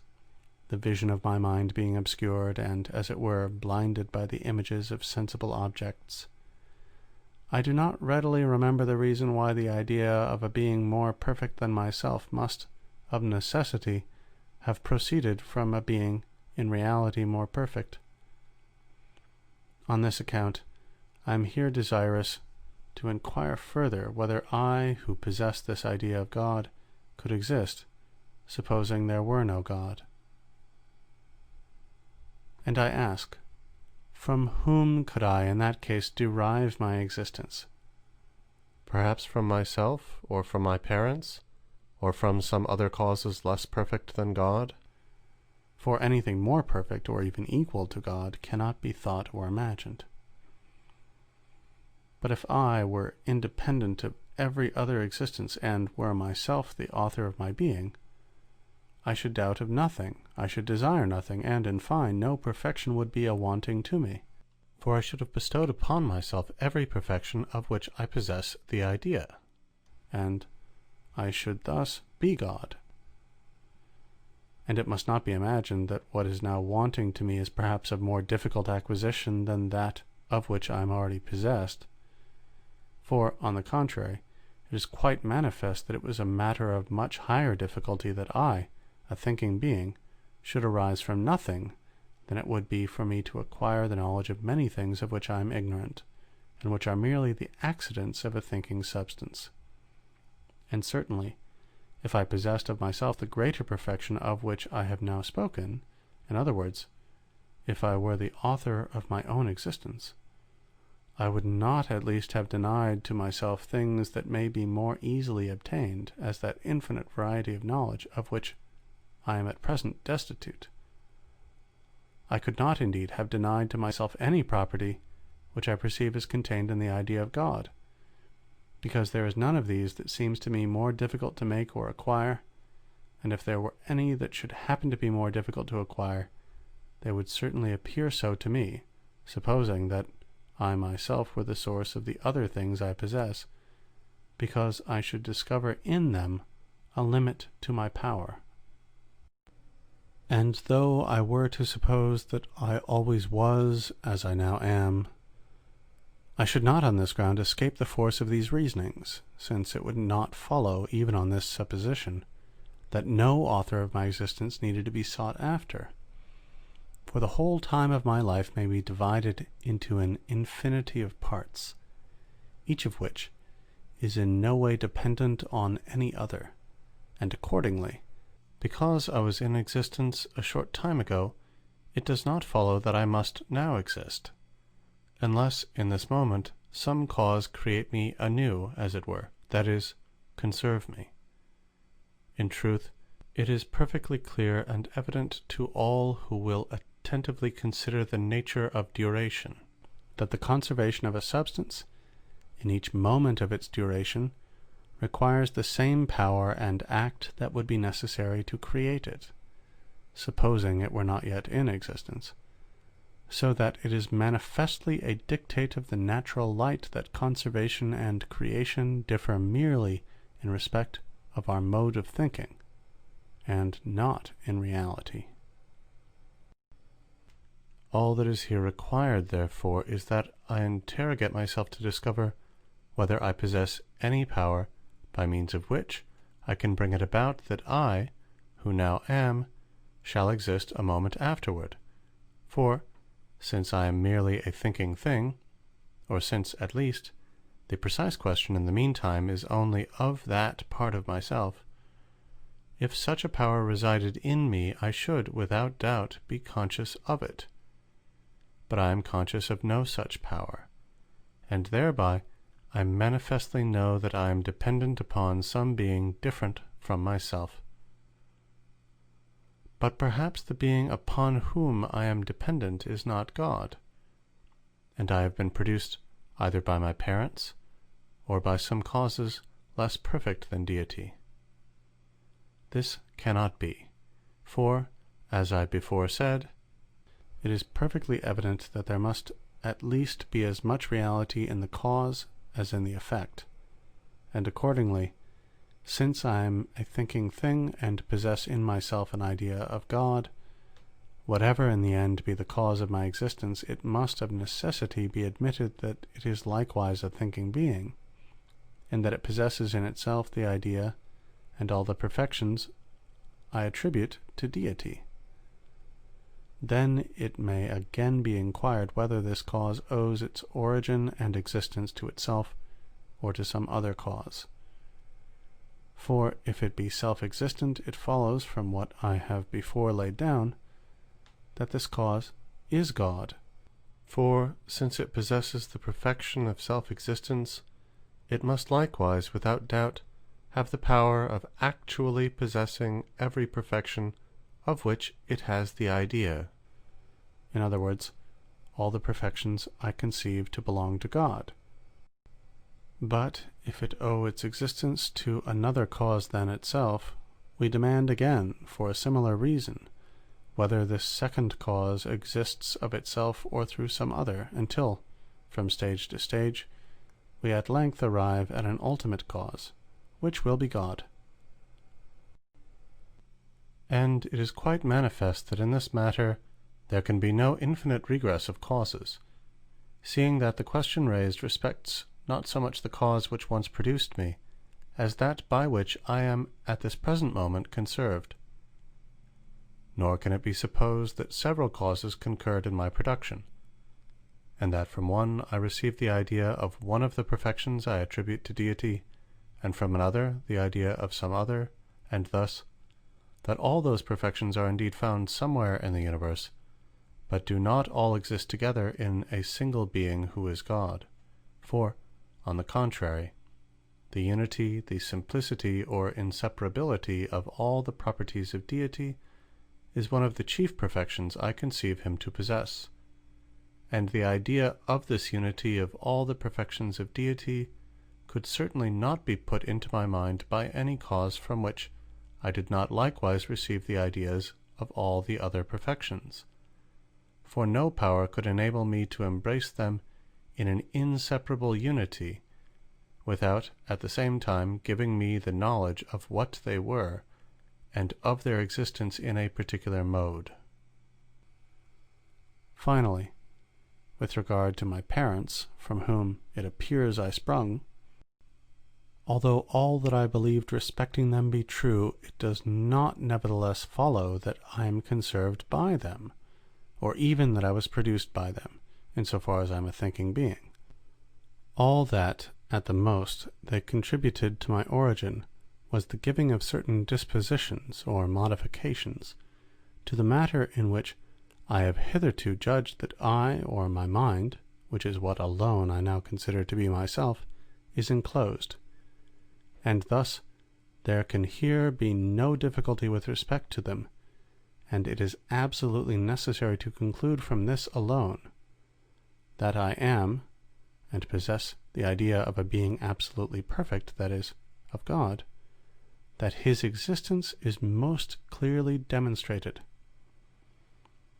There remains only the inquiry as to the way in which I received this idea from God, for I have not drawn it from the senses, nor is it even presented to me unexpectedly, as is usual with the ideas of sensible objects, when these are presented, or appear to be presented, to the external organs of the senses. It is not even a pure production or fiction of my mind, for it is not in my power to take from or add to it, and consequently there but remains the alternative that it is innate, in the same way as is the idea of myself. And in truth, it is not to be wondered at that God, at my creation, implanted this idea in me, that it might serve, as it were, for the mark of the workman impressed on his work. And it is not also necessary that the mark should be something different from the work itself. But considering only that God is my creator, it is highly probable that he in some way fashioned me after his own image and likeness, and that I perceive this likeness, in which is contained the idea of God,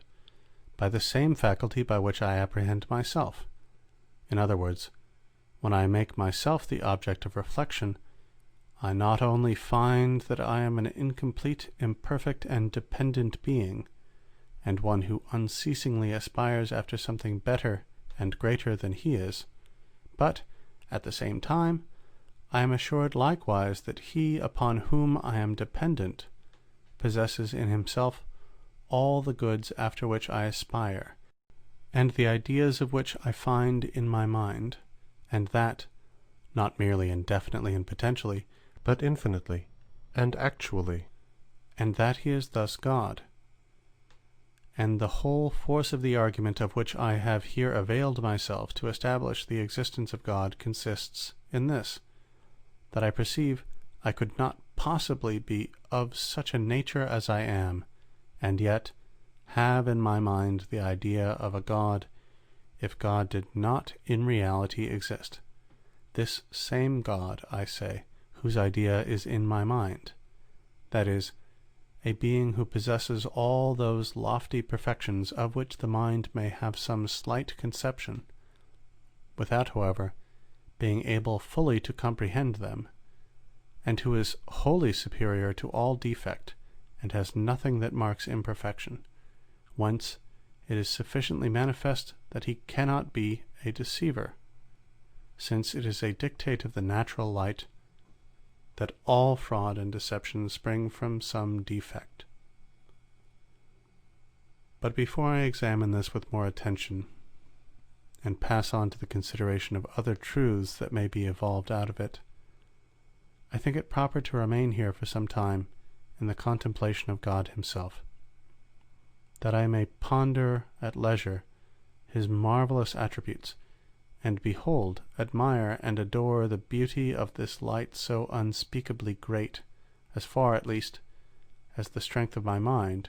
which is to some degree dazzled by the sight, will permit. For just as we learn by faith that the supreme felicity of another life consists in the contemplation of the divine majesty alone, so even now we learn from experience that a like meditation, though incomparably less perfect, is the source of the highest satisfaction of which we are susceptible in this life.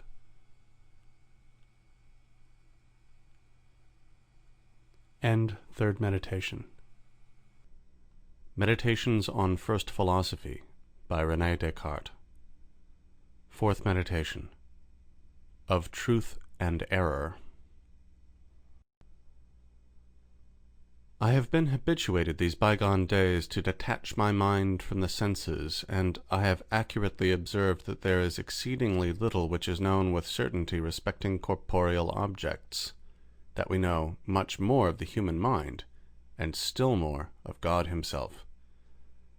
I am thus able now without difficulty to abstract my mind from the contemplation of sensible or imaginable objects,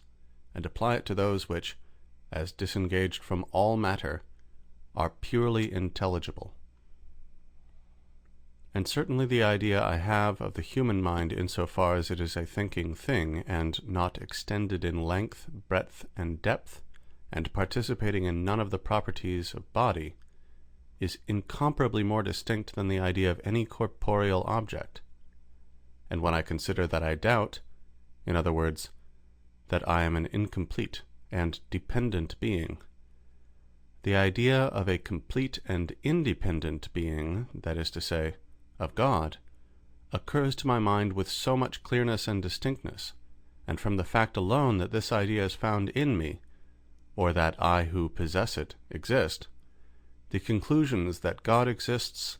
and that my own existence, each moment of its continuance, is absolutely dependent upon him, are so manifest as to lead me to believe it impossible that the human mind can know anything with more clearness and certitude. And now I seem to discover a path that will conduct us from the contemplation of the true God, in whom are contained all the treasures of science and wisdom, to the knowledge of the other things in the universe. For, in the first place, I discover that it is impossible for him ever to deceive me, for in all fraud and deceit there is a certain imperfection. And although it may seem that the ability to deceive is a mark of subtlety or power, yet the will testifies without doubt of malice and weakness, and such, accordingly, cannot be found in God. In the next place, I am conscious that I possess a certain faculty of judging or discerning truth from error, which I doubtless received from God, along with whatever else is mine. And since it is impossible that he should will to deceive me, it is likewise certain that he has not given me a faculty that will ever lead me into error, provided I use it aright. And there would remain no doubt on this head, did it not seem to follow from this, that I can never therefore be deceived. For if all I possess be from God, and if he planted in me no faculty that is deceitful, it seems to follow that I can never fall into error. Accordingly, it is true that when I think only of God, and when I look upon myself as coming from God, and turn wholly to him, I discover in myself no cause of error or falsity, but immediately thereafter, recurring to myself, experience assures me that I am nevertheless subject to innumerable errors. When I come to inquire into the cause of these, I observe that there is not only present to my consciousness a real and positive idea of God, or of a being supremely perfect, but also, so to speak, a certain negative idea of nothing, in other words, of that which is at an infinite distance from every sort of perfection,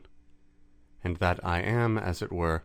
a mean between God and nothing, or placed in such a way between absolute existence and non-existence,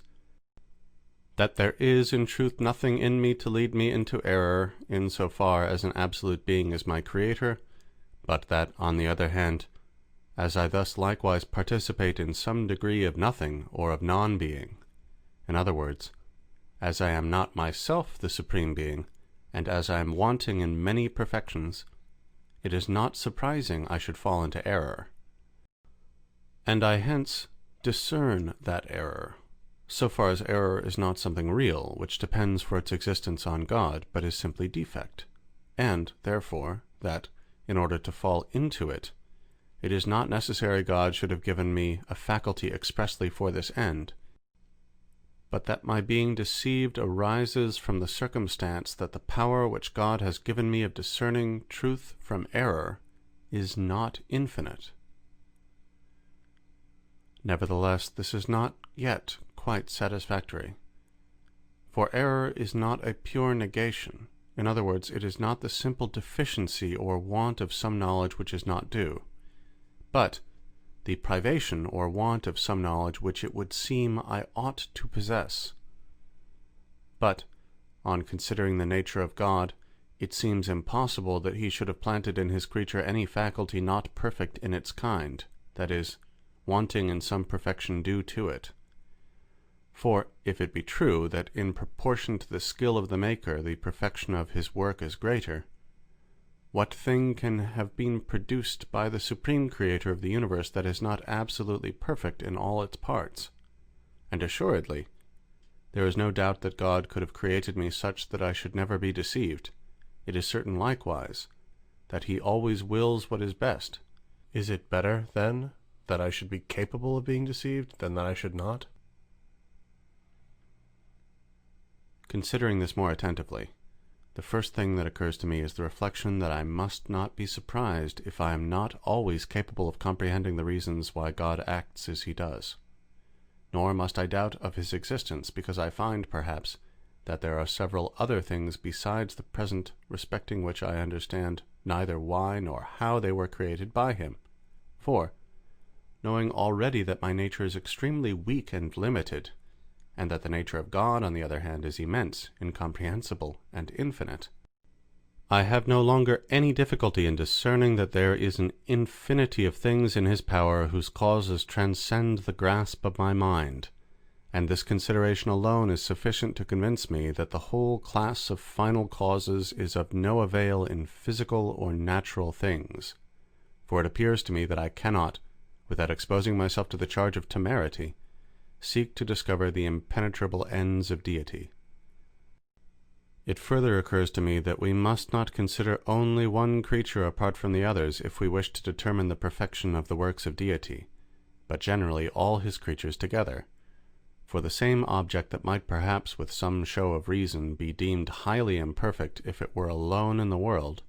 may for all that be the most perfect possible considered as forming part of the whole universe. And although, as it was my purpose to doubt of everything, I only as yet know with certainty my own existence and that of God, nevertheless, after having remarked the infinite power of deity, I cannot deny that he may have produced many other objects, or at least that he is able to produce them, so that I may occupy a place in the relation of a part to the great whole of his creatures. Whereupon, regarding myself more closely, and considering what my errors are, which alone testify to the existence of imperfection in me, I observe that these depend on the concurrence of two causes, namely, the faculty of cognition, which I possess, and that of election, or the power of free choice. In other words, the understanding and the will. For by the understanding alone I neither affirm nor deny anything, but merely apprehend the ideas regarding which I may form a judgment. Nor is any error, properly so called, found in it, thus accurately taken. And although there are perhaps innumerable objects in the world of which I have no idea in my understanding, it cannot on that account be said that I am deprived of those ideas as of something that is due to my nature, but simply that I do not possess them, because in truth there is no ground to prove that deity ought to have endowed me with a larger faculty of cognition than he has actually bestowed upon me, and however skilful a workman I suppose him to be, I have no reason on that account to think that it was obligatory on him to give to each of his works all the perfections he is able to bestow upon some. Nor, moreover, can I complain that God has not given me freedom of choice, or a will sufficiently ample and perfect, since in truth I am conscious of will so ample and extended as to be superior to all limits. And what appears to me here to be highly remarkable is that,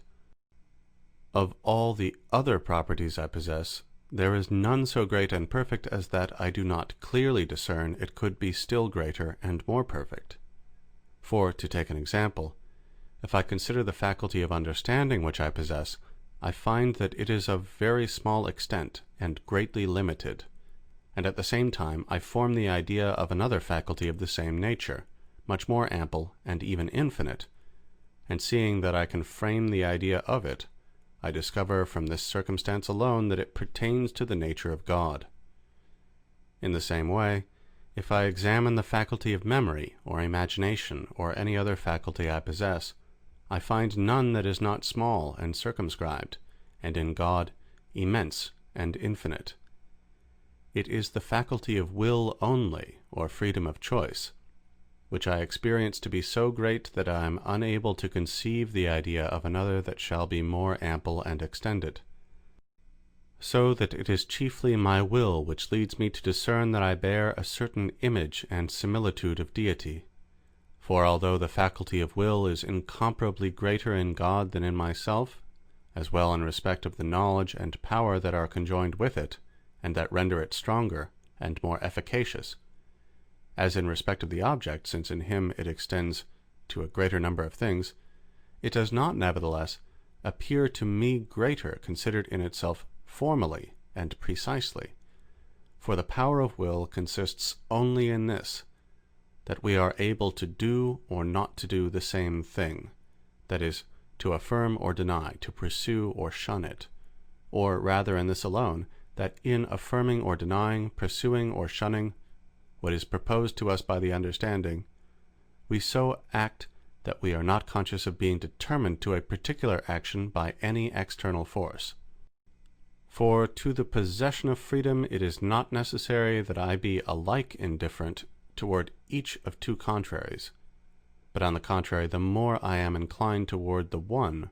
whether because I clearly know that in it there is the reason of truth and goodness, or because God thus internally disposes my thought,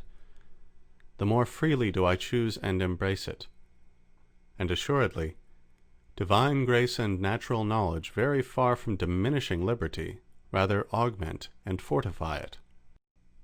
But the indifference of which I am conscious when I am not impelled to one side rather than to another for want of a reason, is the lowest grade of liberty, and manifests defect or negation of knowledge rather than perfection of will. For if I always clearly knew what was true and good, I should never have any difficulty in determining what judgment I ought to come to, and what choice I ought to make, and I should thus be entirely free without ever being indifferent. From all this I discover, however, that neither the power of willing, which I have received from God, is of itself the source of my errors, for it is exceedingly ample and perfect in its kind, nor even the power of understanding, for as I conceive no object unless by means of the faculty that God bestowed upon me, all that I conceive is doubtless rightly conceived by me, and it is impossible for me to be deceived in it. Whence, then, spring my errors? They arise from this cause alone, that I do not restrain the will, which is of much wider range than the understanding, within the same limits, but extend it even to things I do not understand, and as the will is of itself indifferent to such, it readily falls into error and sin, by choosing the false in room of the true, and evil instead of good. For example, when I lately considered whether aught really existed in the world, and found that because I considered this question, it very manifestly followed that I myself existed, I could not but judge that what I so clearly conceived was true. Not that I was forced to this judgment by any external cause, but simply because great clearness of the understanding was succeeded by strong inclination in the will. And I believed this the more freely and spontaneously in proportion as I was less indifferent with respect to it. But now I not only know that I exist, in so far as I am a thinking being, but there is likewise presented to my mind a certain idea of corporeal nature. Hence I am in doubt as to whether the thinking nature which is in me, or rather which I myself am, is different from that corporeal nature, or whether both are merely one and the same thing. And I here suppose that I am as yet ignorant of any reason that would determine me to adopt the one belief in preference to the other, whence it happens that it is a matter of perfect indifference to me which of the two suppositions I affirm or deny, or whether I form any judgment at all in the matter. This indifference, moreover, extends not only to things of which the understanding has no knowledge at all, but in general also to all those which it does not discover with perfect clearness at the moment the will is deliberating upon them. For however probable the conjectures may be that dispose me to form a judgment in a particular matter, the simple knowledge that these are merely conjectures, and not certain and indubitable reasons, is sufficient to lead me to form one that is directly the opposite. Of this I lately had abundant experience, when I laid aside as false all that I had before held for true, on the single ground that I could in some degree doubt of it. But if I abstain from judging of a thing when I do not conceive it with sufficient clearness and distinctness, it is plain that I act rightly, and am not deceived. But if I resolve to deny or affirm, I then do not make a right use of my free will, and if I affirm what is false, it is evident that I am deceived. Moreover, even although I judge according to truth, I stumble upon it by chance, and do not therefore escape the imputation of a wrong use of my freedom, for it is a dictate of the natural light that the knowledge of the understanding ought always to precede the determination of the will. And it is this wrong use of the freedom of the will in which is found the privation that constitutes the form of error. Privation, I say, is found in the act, in so far as it proceeds from myself, but it does not exist in the faculty which I received from God, nor even in the act in so far as it depends on Him. For I have assuredly no reason to complain that God has not given me a greater power of intelligence, or more perfect natural light than He has actually bestowed, since it is of the nature of a finite understanding not to comprehend many things, and of the nature of a created understanding to be finite. On the contrary, I have every reason to render thanks to God, who owed me nothing, for having given me all the perfections I possess, and I should be far from thinking that He has unjustly deprived me of or kept back the other perfections which He has not bestowed upon me. I have no reason, moreover, to complain because he has given me a will more ample than my understanding, since, as the will consists only of a single element, and that indivisible, it would appear that this faculty is of such a nature that nothing could be taken from it without destroying it, and certainly the more extensive it is, the more cause I have to thank the goodness of him who bestowed it upon me. And finally, I ought not also to complain that God concurs with me in forming the acts of this will, or the judgment in which I am deceived, because those acts are wholly true and good, insofar as they depend on God, and the ability to form them is a higher degree of perfection in my nature than the want of it would be. In regard to privation, in which alone consists the formal reason of error and sin, this does not require the concurrence of deity, because it is not a thing or existence, and if it be referred to God as to its cause, it ought not to be called privation, but negation, according to the signification of these words in the schools. For in truth, it is no imperfection in deity that he has accorded to me the power of giving or withholding my assent from certain things of which he has not put a clear and distinct knowledge in my understanding. But it is doubtless an imperfection in me that I do not use my freedom aright, and readily give my judgment on matters which I only obscurely and confusedly conceive. I perceive nevertheless that it was easy for deity so to have constituted me as that I should never be deceived, although I still remained free and possessed of a limited knowledge, namely, by implanting in my understanding a clear and distinct knowledge of all the objects respecting which I should ever have to deliberate, or simply by so deeply engraving on my memory the resolution to judge of nothing without previously possessing a clear and distinct conception of it, that I should never forget it. And I easily understand that, in so far as I consider myself as a single whole, without reference to any other being in the universe, I should have been much more perfect than I now am, had deity created me superior to error. But I cannot therefore deny that it is not somehow a greater perfection in the universe, that certain parts of it are not exempt from defect, as others are, than if they were all perfectly alike. And I have no right to complain, because God, who placed me in the world, was not willing that I should sustain that character which of all others is the chief and most perfect. I have even good reason to remain satisfied on the ground that, if he has not given me the perfection of being superior to error by the first means I have pointed out above, which depends on a clear and evident knowledge of all the matters regarding which I can deliberate, he has at least left in my power the other means, which is firmly to retain the resolution never to judge where the truth is not clearly known to me. For, although I am conscious of the weakness of not being able to keep my mind continually fixed on the same thought, I can nevertheless, by attentive and oft-repeated meditation, impress it so strongly on my memory that I shall never fail to recollect it as often as I require it, and can acquire in this way the habitude of not erring. And since it is in being superior to error that the highest and chief perfection of man consists, I deem that I have not gained little by this day's meditation, in having discovered the source of error and falsity. And certainly this can be no other than what I have now explained,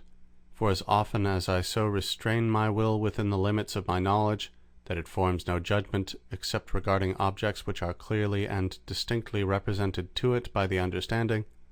I can never be deceived, because every clear and distinct conception is doubtless something, and as such cannot owe its origin to nothing, but must of necessity have God for its author, God, I say, who, as supremely perfect, cannot without a contradiction be the cause of any error, and consequently it is necessary to conclude that every such conception or judgment is true. Nor have I merely learned today what I must avoid to escape error, but also what I must do to arrive at the knowledge of truth, for I will assuredly reach truth if I only fix my attention sufficiently on all the things I conceive perfectly, and separate these from others which I conceive more confusedly and obscurely, to which, for the future, I shall give diligent heed.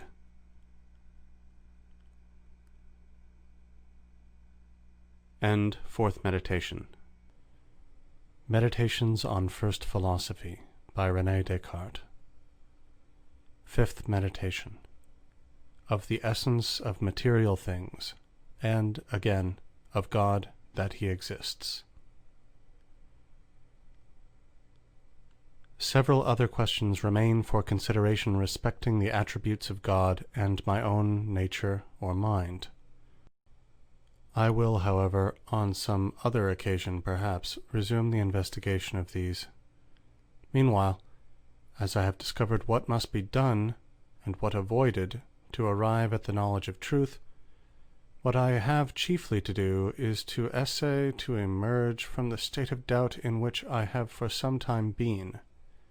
and to discover whether anything can be known with certainty regarding material objects. But before considering whether such objects as I conceive exist without me, I must examine their ideas in so far as these are to be found in my consciousness, and discover which of them are distinct and which confused. In the first place, I distinctly imagine that quantity which the philosophers commonly call continuous, or the extension in length, breadth, and depth that is in this quantity, or rather in the object to which it is attributed. Further, I can enumerate in it many diverse parts, and attribute to each of these all sorts of sizes, figures, situations, and local motions. And in fine, I can assign to each of these motions all degrees of duration. And I not only distinctly know these things when I thus consider them in general, but besides, by a little attention, I discover innumerable particulars respecting figures, numbers, motion, and the like, which are so evidently true, and so accordant with my nature,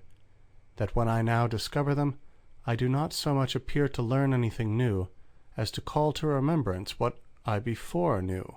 or for the first time to remark what was before in my mind, but to which I had not hitherto directed my attention. And what I here find of most importance is that I discover in my mind innumerable ideas of certain objects which cannot be esteemed pure negations, although perhaps they possess no reality beyond my thought, and which are not framed by me, though it may be in my power to think, or not to think them, but possess true and immutable natures of their own. As, for example, when I imagine a triangle, although there is not, perhaps, and never was in any place in the universe apart from my thought one such figure, it remains true, nevertheless,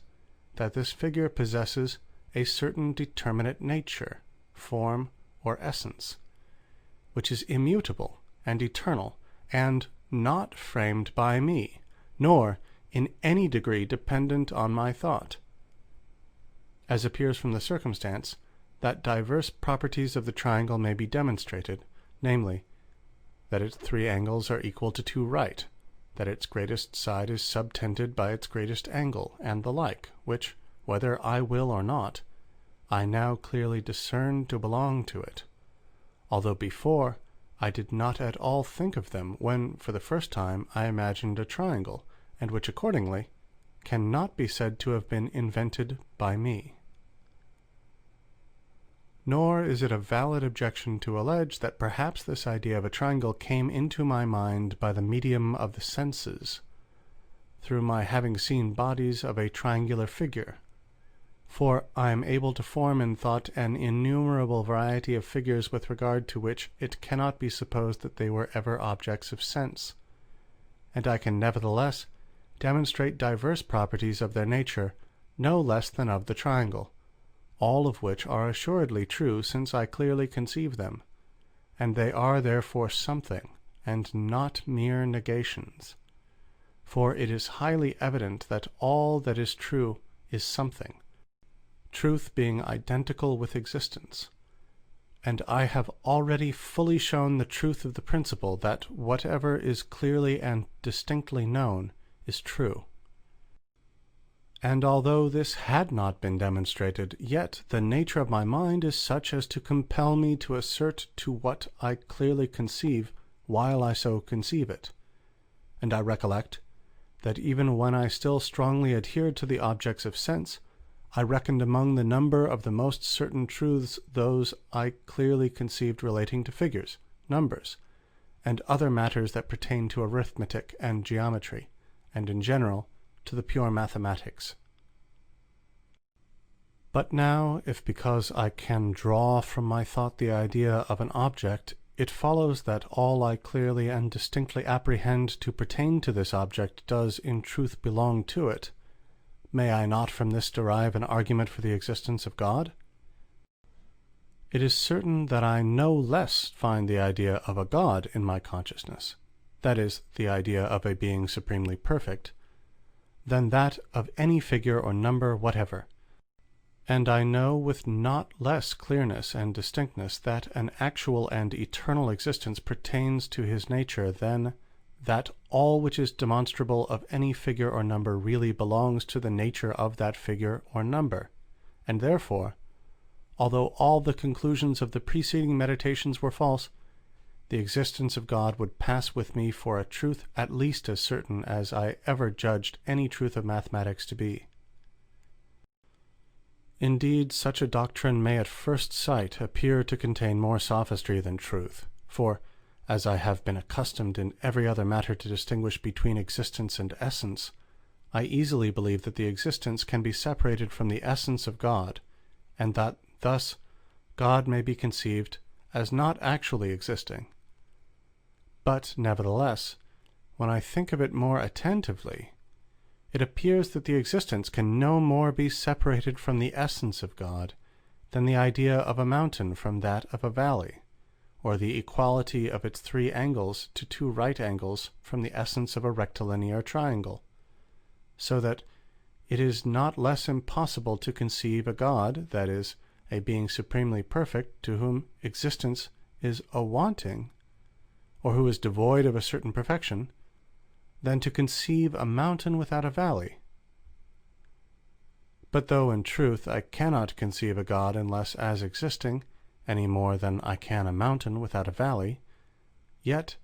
just as it does not follow that there is any mountain in the world merely because I conceive a mountain with a valley, so likewise, though I conceive God as existing, it does not seem to follow on that account that God exists. For my thought imposes no necessity on things, and as I may imagine a winged horse, though there be none such, so I could perhaps attribute existence to God, though no God existed. But the cases are not analogous, and a fallacy lurks under the semblance of this objection. For because I cannot conceive a mountain without a valley, it does not follow that there is any mountain or valley in existence, but simply that the mountain or valley, whether they do or do not exist, are inseparable from each other. Whereas, on the other hand, because I cannot conceive God unless as existing, it follows that existence is inseparable from him, and therefore that he really exists.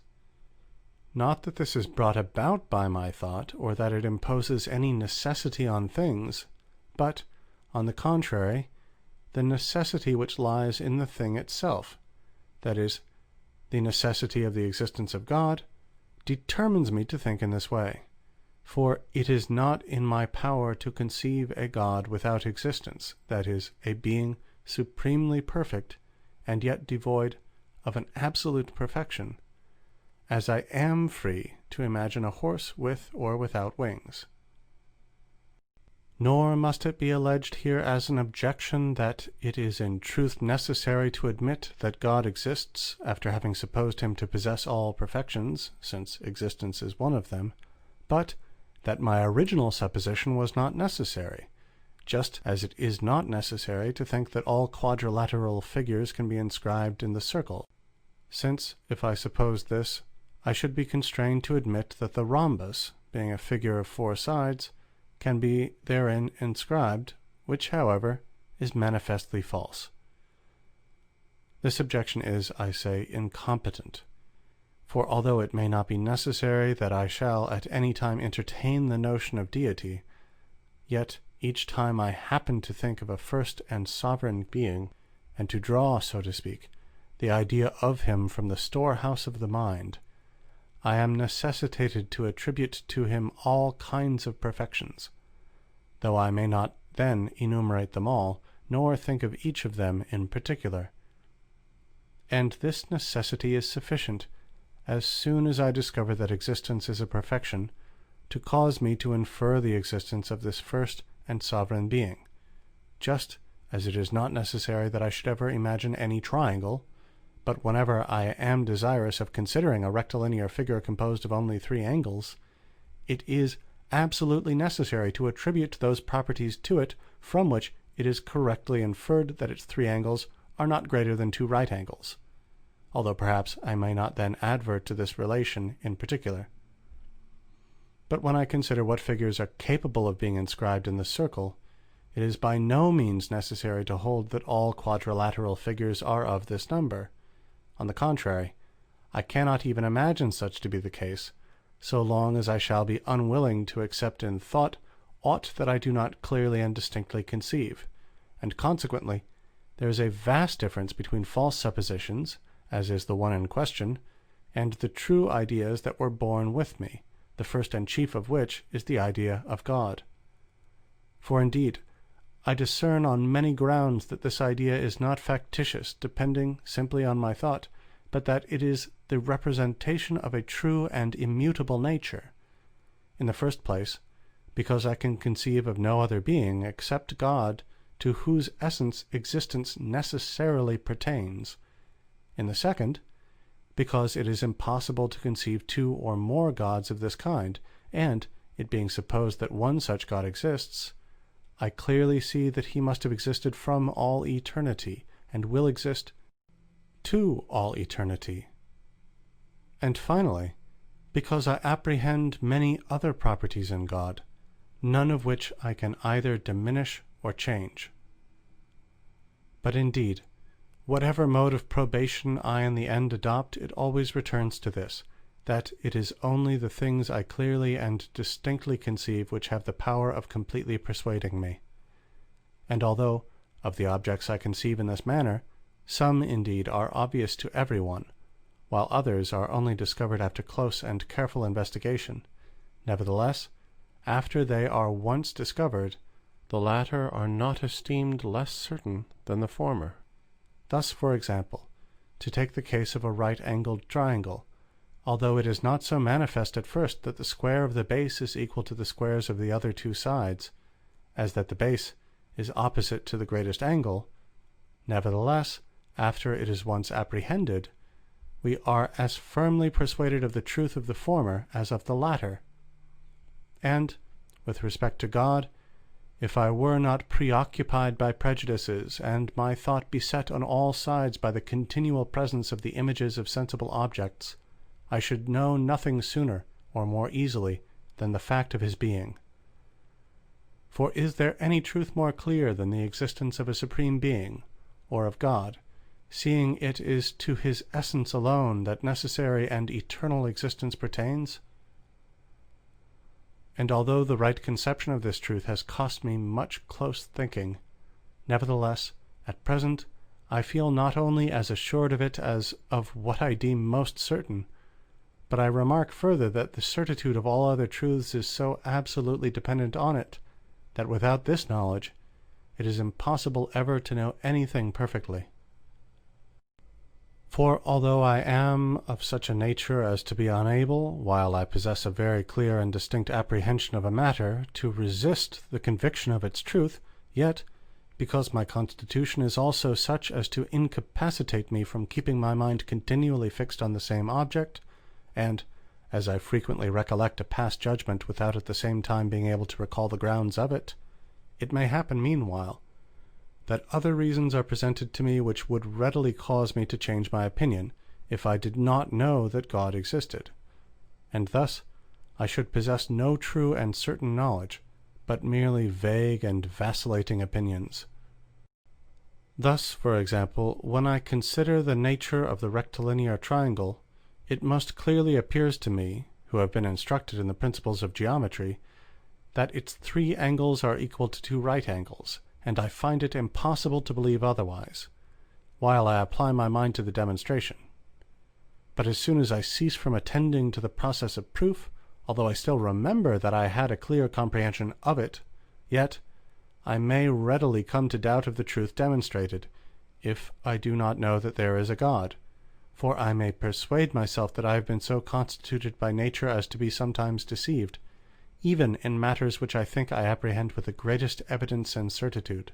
especially when I recollect that I frequently considered many things to be true and certain, which other reasons afterward constrained me to reckon as wholly false.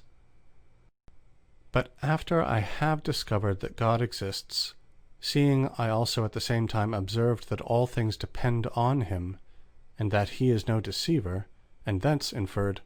that all which I clearly and distinctly perceive is of necessity true, although I no longer attend to the grounds of a judgment, no opposite reason can be alleged sufficient to lead me to doubt of its truth, provided only I remember that I once possessed a clear and distinct comprehension of it. My knowledge of it thus becomes true and certain,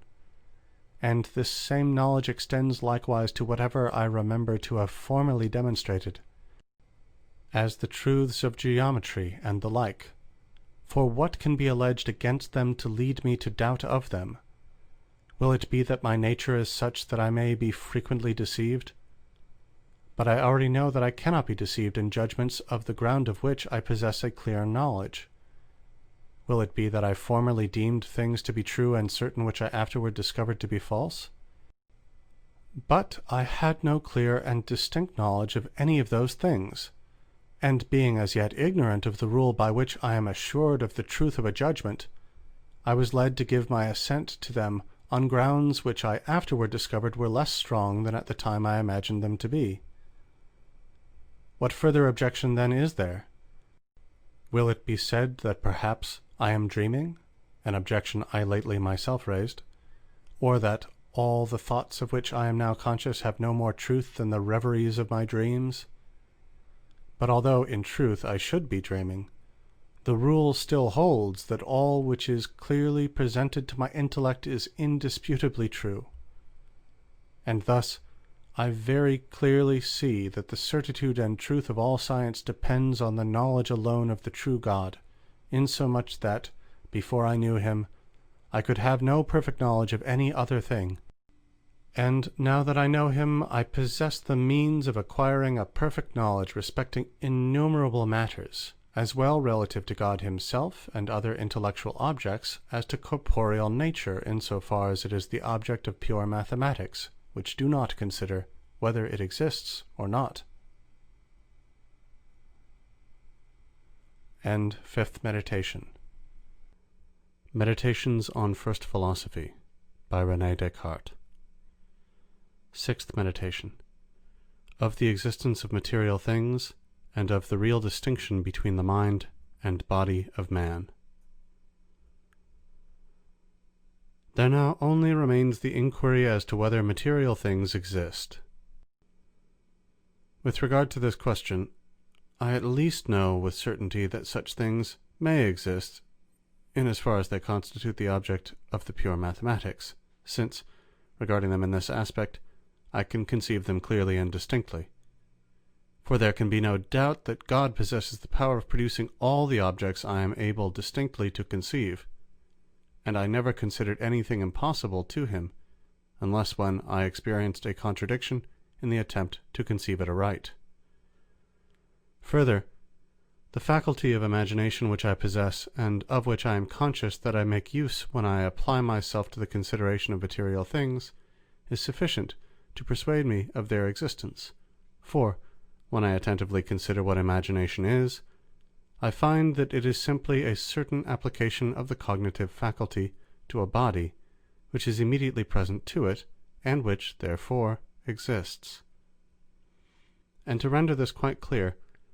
I remark in the first place the difference that subsists between imagination and pure intellection, or conception.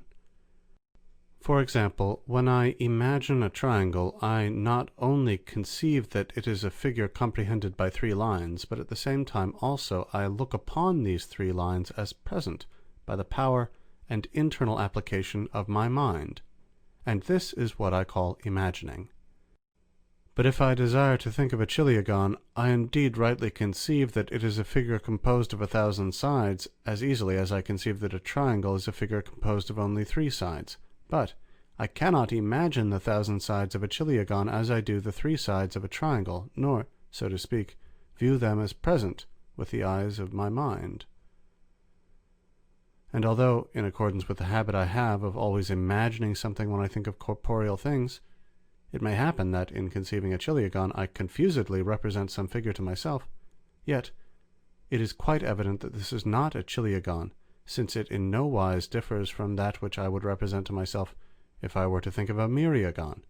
or any other figure of many sides. Nor would this representation be of any use in discovering and unfolding the properties that constitute the difference between a chiliagon and other polygons. But if the question turns on a pentagon, it is quite true that I can conceive its figure, as well as that of a chiliagon, without the aid of imagination. But I can likewise imagine it by applying the attention of my mind to its 5 sides, and at the same time to the area which they contain. Thus I observe that a special effort of mind is necessary to the act of imagination, which is not required in conceiving or understanding, and this special exertion of mind clearly shows the difference between imagination and pure intellection. I remark besides that this power of imagination which I possess, in as far as it differs from the power of conceiving, is in no way necessary to my nature or essence, that is, to the essence of my mind. For although I did not possess it, I should still remain the same that I now am, from which it seems we may conclude that it depends on something different from the mind. And I easily understand that, if some body exists,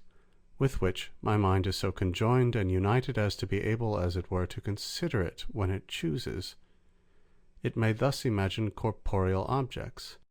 So that this mode of thinking differs from pure intellection only in this respect, that the mind in conceiving turns in some way upon itself, and considers some one of the ideas it possesses within itself.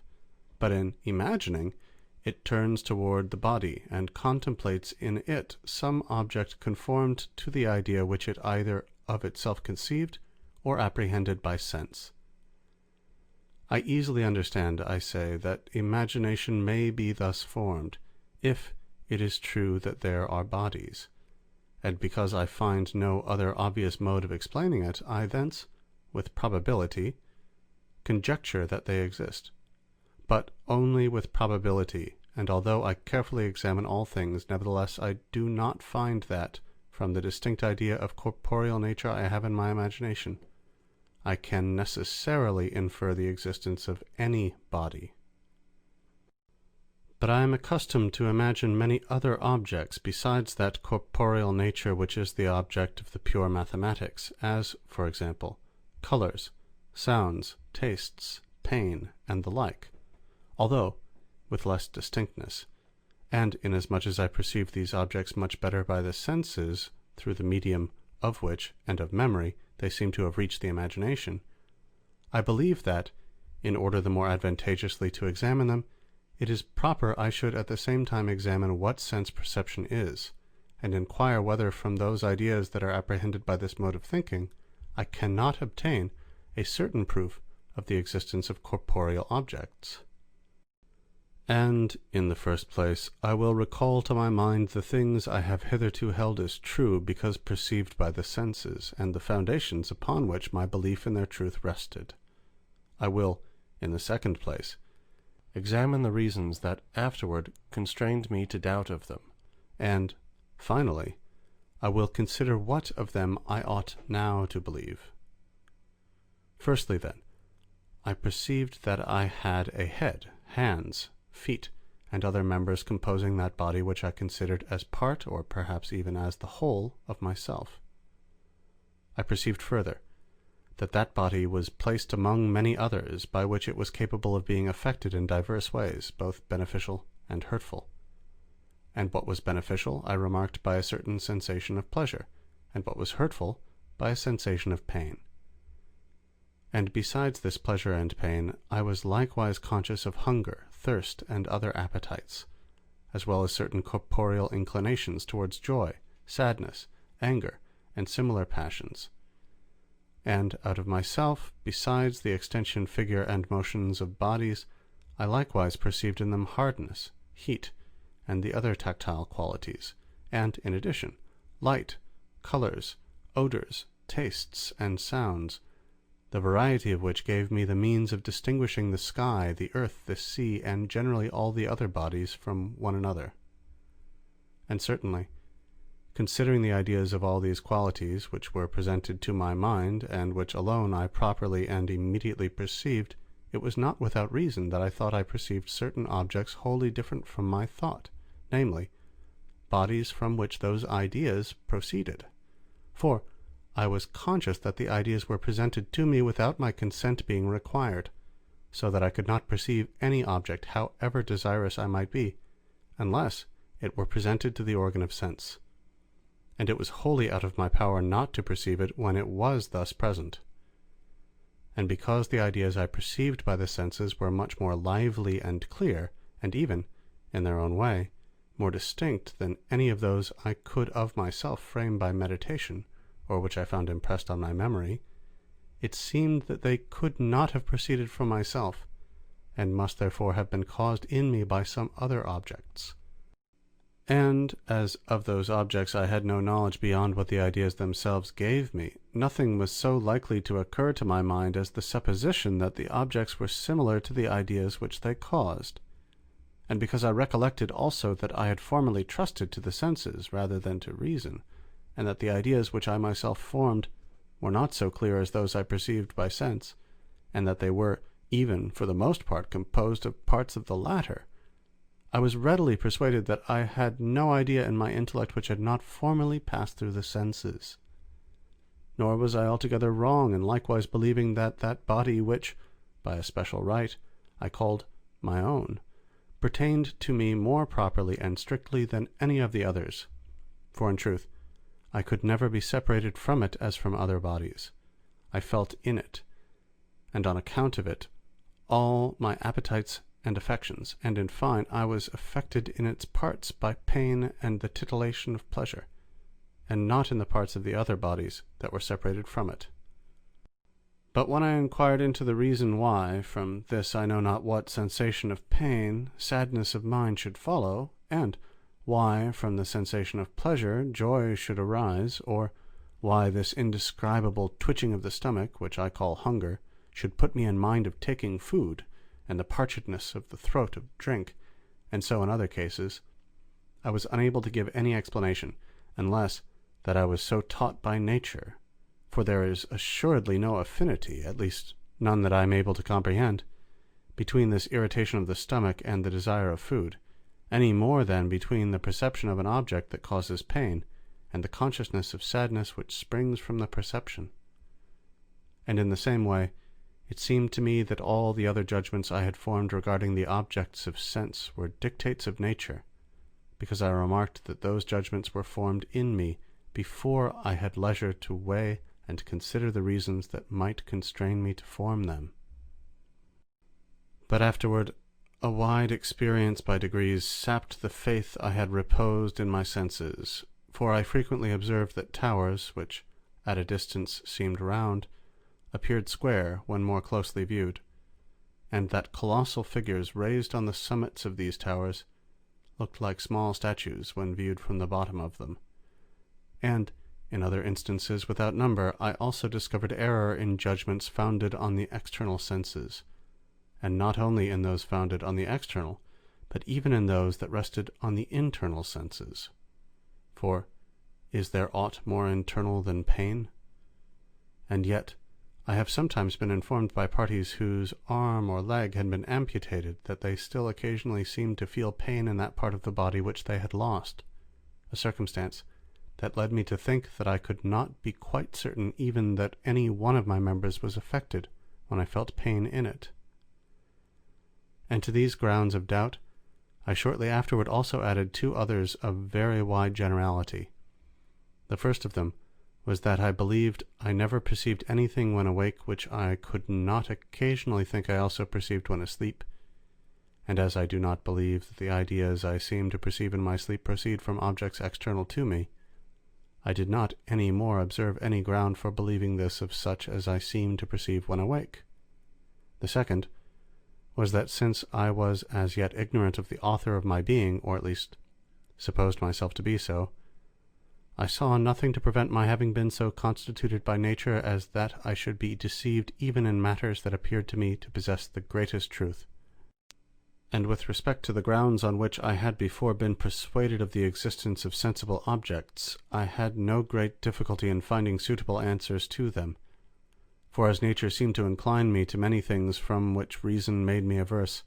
I thought that I ought not to confide much in its teachings. And although the perceptions of the senses were not dependent on my will, I did not think that I ought on that ground to conclude that they proceeded from things different from myself, since perhaps there might be found in me some faculty, though hitherto unknown to me, which produced them. But now that I begin to know myself better, and to discover more clearly the author of my being, I do not, indeed, think that I ought rashly to admit all which the senses seem to teach, nor, on the other hand, is it my conviction that I ought to doubt in general of their teachings. And, firstly, because I know that all which I clearly and distinctly conceive can be produced by God exactly as I conceive it, it is sufficient that I am able clearly and distinctly to conceive one thing apart from another, in order to be certain that the one is different from the other, seeing they may at least be made to exist separately by the omnipotence of God. And it matters not by what power this separation is made, in order to be compelled to judge them different, and therefore, merely because I know with certitude that I exist, and because, in the meantime, I do not observe that aught necessarily belongs to my nature or essence beyond my being a thinking thing, I rightly conclude that my essence consists only in my being a thinking thing, or a substance whose whole essence or nature is merely thinking. And although I may, or rather, as I will shortly say, although I certainly do possess a body, with which I am very closely conjoined, nevertheless, because, on the one hand, I have a clear and distinct idea of myself, in as far as I am only a thinking and unextended thing, and, as, on the other hand, I possess a distinct idea of body, in as far as it is only an extended and unthinking thing, it is certain that I, that is, my mind, by which I am what I am, is entirely and truly distinct from my body, and may exist without it. Moreover, I find in myself diverse faculties of thinking that have each their special mode. For example, I find I possess the faculties of imagining and perceiving, without which I can indeed clearly and distinctly conceive myself as entire, but I cannot reciprocally conceive them without conceiving myself, that is to say, without an intelligent substance in which they reside, for, in the notion we have of them, or to use the terms of their schools, in their formal concept, they comprise some sort of intellection, whence I perceive that they are distinct from myself as modes are from things. I remark likewise certain other faculties, as the power of changing place, of assuming diverse figures, and the like, that cannot be conceived, and cannot therefore exist any more than the preceding, apart from a substance in which they inhere. It is very evident, however, that these faculties, if they really exist, must belong to some corporeal or extended substance, since in their clear and distinct concept there is contained some sort of extension, but no intellection at all. Further, I cannot doubt but that there is in me a certain passive faculty of perception, that is, of receiving and taking knowledge of the ideas of sensible things. But this would be useless to me if there did not also exist in me, or in some other thing, another active faculty, capable of forming and producing those ideas. But this active faculty cannot be in me in as far as I am but a thinking thing, seeing that it does not presuppose thought, and also that those ideas are frequently produced in my mind without my contributing to it in any way, and even frequently contrary to my will. This faculty must therefore exist in some substance different from me, in which all the objective reality of the ideas that are produced by this faculty is contained formally or eminently, as I before remarked, and this substance is either a body, that is to say, a corporeal nature in which is contained formally and in effect all that is objectively and by representation in those ideas, or it is God himself, or some other creature of a rank superior to body, in which the same is contained eminently. But as God is no deceiver, it is manifest that he does not of himself and immediately communicate those ideas to me, nor even by the intervention of any creature in which their objective reality is not formally, but only eminently contained. For as he has given me no faculty whereby I can discover this to be the case, but, on the contrary, a very strong inclination to believe that those ideas arise from corporeal objects, I do not see how he could be vindicated from the charge of deceit, if, in truth, they proceeded from any other source, or were produced by other causes than corporeal things, and accordingly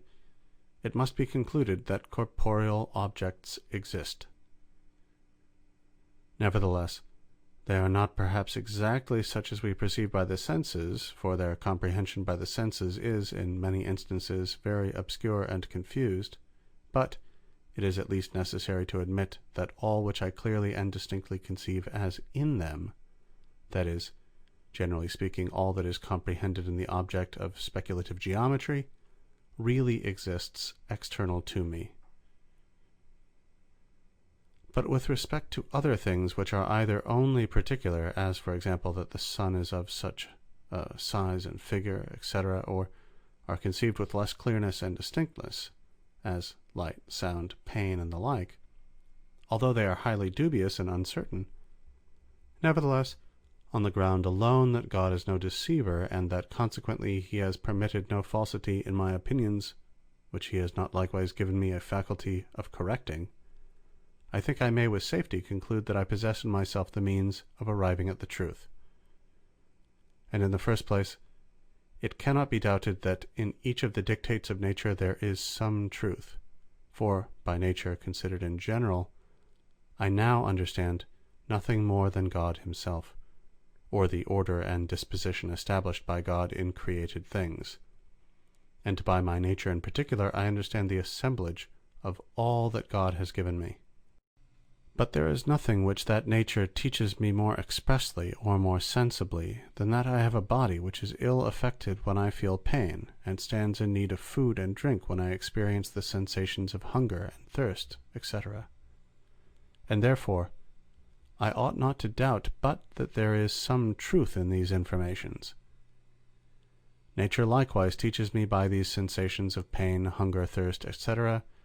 that I am not only lodged in my body as a pilot in a vessel, but that I am besides so intimately conjoined and as it were intermixed with it,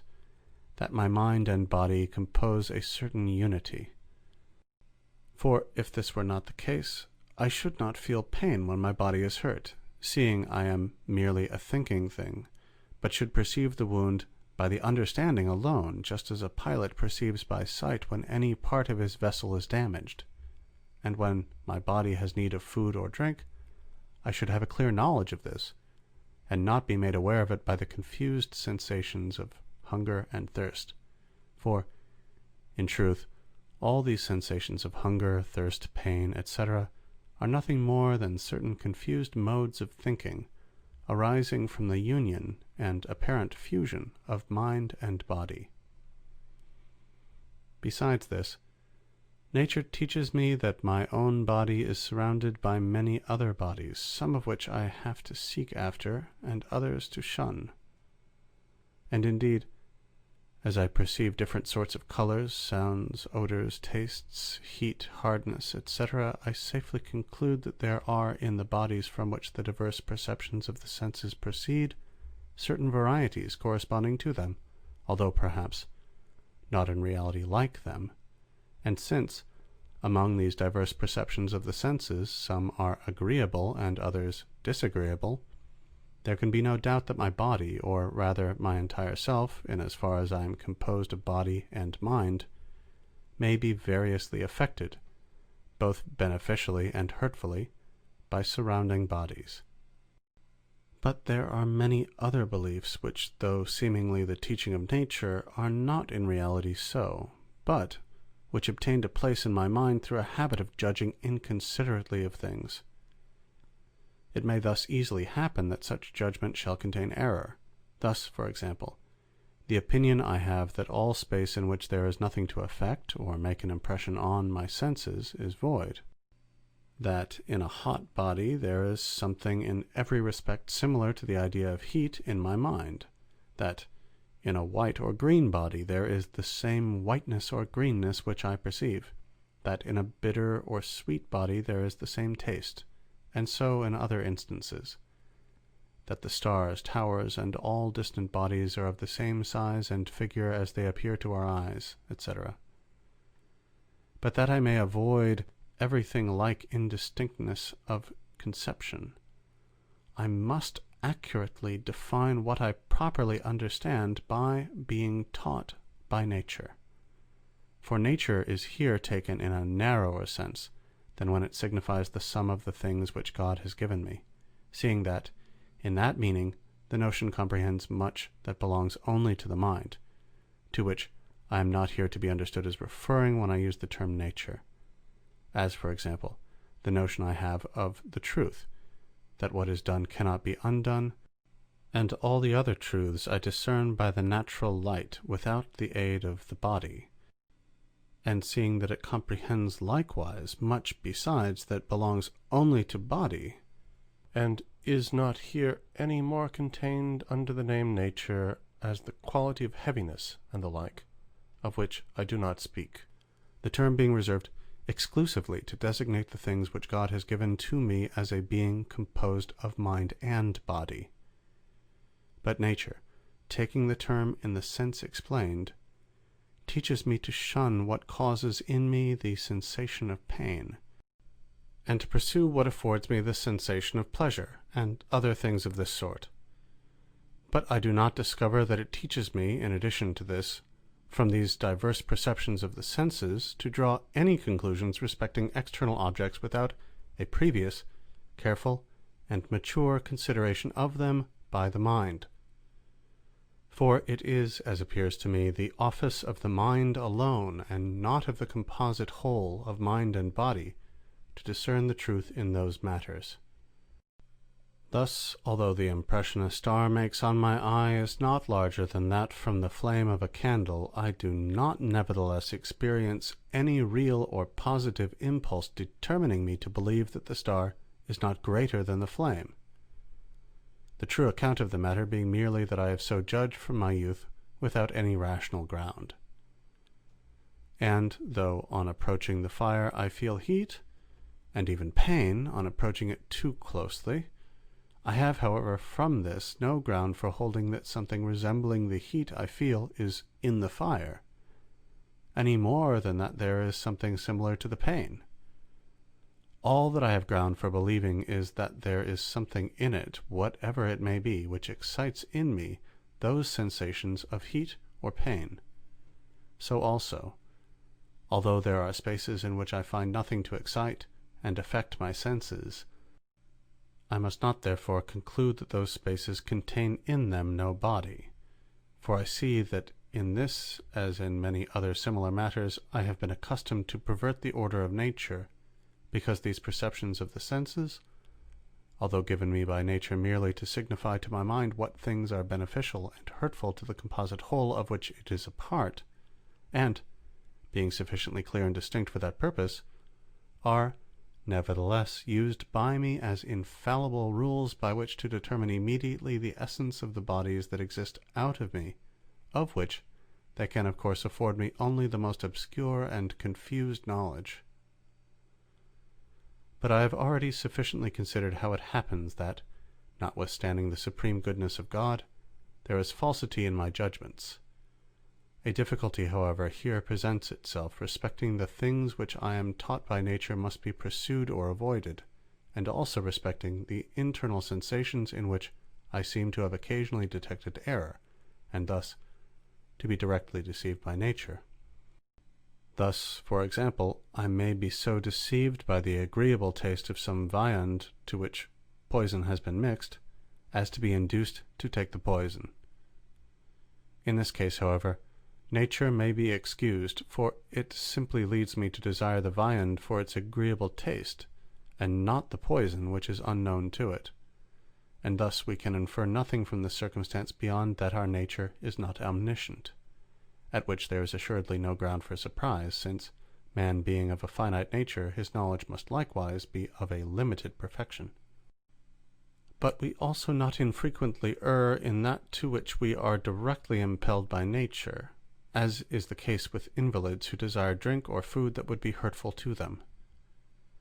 It will here perhaps be alleged that the reason why such persons are deceived is that their nature is corrupted. But this leaves the difficulty untouched,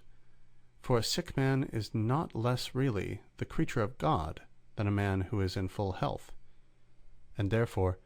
it is as repugnant to the goodness of God that the nature of the former should be deceitful as it is for that of the latter to be so. And as a clock, composed of wheels and counterweights, observes not the less accurately all the laws of nature when it is ill made, and points out the hours incorrectly, than when it satisfies the desire of the maker in every respect, so likewise, if the body of man be considered as a kind of machine, so made up and composed of bones, nerves, muscles, veins, blood, and skin, that although there were in it no mind, it would still exhibit the same motions which it at present manifests involuntarily, and therefore without the aid of the mind, and simply by the dispositions of its organs, I easily discern that it would also be as natural for such a body, supposing it dropsical, for example, to experience the parchedness of the throat, that is usually accompanied in the mind by the sensation of thirst, and to be disposed by this parchedness to move its nerves and its other parts in the way required for drinking, and thus increase its malady and do itself harm, as it is natural for it, when it is not indisposed to be stimulated to drink for its good by a similar cause. And although,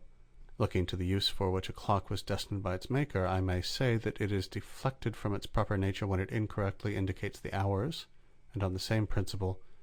considering the machine of the human body as having been formed by God for the sake of the motions which it usually manifests,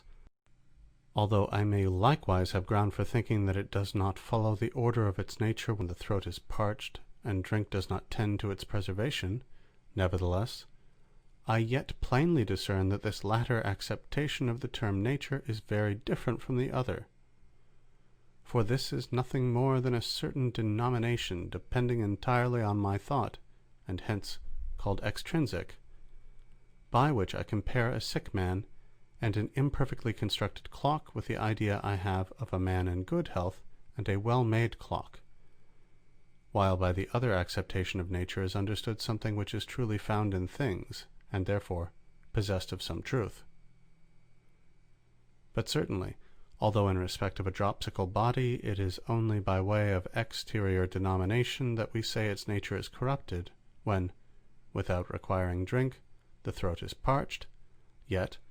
in respect of the composite whole, that is, of the mind in its union with the body, it is not a pure denomination, but really an error of nature, for it to feel thirst when drink would be hurtful to it, and accordingly, it still remains to be considered why it is that the goodness of God does not prevent the nature of man thus taken from being fallacious.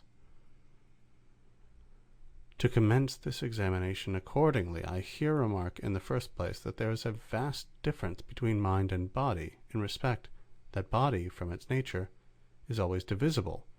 and that mind is entirely indivisible. For in truth, when I consider the mind, that is, when I consider myself in so far only as I am a thinking thing, I can distinguish in myself no parts, but I very clearly discern that I am somewhat absolutely one and entire. And although the whole mind seems to be united to the whole body, yet, when a foot, an arm, or any other part is cut off, I am conscious that nothing has been taken from my mind. Nor can the faculties of willing, perceiving, conceiving, etc. properly be called its parts, for it is the same mind that is exercised all entire in willing, in perceiving, and in conceiving, etc. But quite the opposite holds in corporeal or extended things, for I cannot imagine any one of them, how small soever it may be, which I cannot easily sunder in thought, and which therefore I do not know to be divisible. This would be sufficient to teach me that the mind or soul of man is entirely different from the body, if I had not already been apprised of it on other grounds. I remark in the next place, that the mind does not immediately receive the impression from all the parts of the body, but only from the brain, or perhaps even from one small part of it, namely, that in which the common sense, sensus communis, is said to be, which, as often as it is affected in the same way, gives rise to the same perception in the mind, although, meanwhile, the other parts of the body may be diversely disposed, as is proved by innumerable experiments, which it is unnecessary here to enumerate. I remark besides that the nature of body is such that none of its parts can be moved by another part a little removed from the other, which cannot likewise be moved in the same way by any one of the parts that lie between those two, although the most remote part does not act at all. As for example, in the chord A, B, C, D, which is in tension, if its last part D be pulled, the first part A will not be moved in a different way than it would be were one of the intermediate parts B or C to be pulled, and the last part D, meanwhile, to remain fixed. And in the same way, when I feel pain in the foot, the science of physics teaches me that this sensation is experienced by means of the nerves dispersed over the foot, which, extending like cords from it to the brain, when they are contracted in the foot, contract at the same time the inmost parts of the brain in which they have their origin, and excite in these parts a certain motion appointed by nature to cause in the mind a sensation of pain, as if existing in the foot. But as these nerves must pass through the tibia, the leg, the loins, the back, and neck in order to reach the brain, it may happen that although their extremities in the foot are not affected, but only certain of their parts that pass through the loins or neck, the same movements nevertheless are excited in the brain by this motion as would have been caused there by a hurt received in the foot, and hence the mind will necessarily feel pain in the foot, just as if it had been hurt. And the same is true of all the other perceptions of our senses. I remark finally that as each of the movements that are made in the part of the brain by which the mind is immediately affected impresses it with but a single sensation, the most likely supposition in the circumstances is that this movement causes the mind to experience, among all the sensations which it is capable of impressing upon it, that one which is the best fitted, and generally the most useful for the preservation of the human body when it is in full health. But experience shows us that all the perceptions which nature has given us are of such a kind as I have mentioned, and accordingly there is nothing found in them that does not manifest the power and goodness of God. Thus, for example, when the nerves of the foot are violently or more than usually shaken,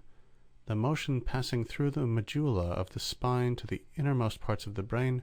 affords a sign to the mind on which it experiences a sensation, namely, of pain, as if it were in the foot. by which the mind is admonished and excited to do its utmost to remove the cause of it as dangerous and hurtful to the foot. It is true that God could have so constituted the nature of man as that the same motion in the brain would have informed the mind of something altogether different. The motion might, for example, have been the occasion on which the mind became conscious of itself, insofar as it is in the brain, or insofar as it is in some place intermediate between the foot and the brain, or finally, the occasion on which it perceived some other object quite different, whatever that might be. But nothing of all this would have so well contributed to the preservation of the body as that which the mind actually feels. In the same way, when we stand in need of drink, there arises from this want a certain parchedness in the throat that moves its nerves, and by means of them the internal parts of the brain. And this movement affects the mind with a sensation of thirst, because there is nothing on that occasion which is more useful for us than to be made aware that we have need of drink for the preservation of our health, and so in other circumstances. Whence it is quite manifest that, notwithstanding the sovereign goodness of God, the nature of man, in so far as it is composed of mind and body, cannot but be sometimes fallacious. For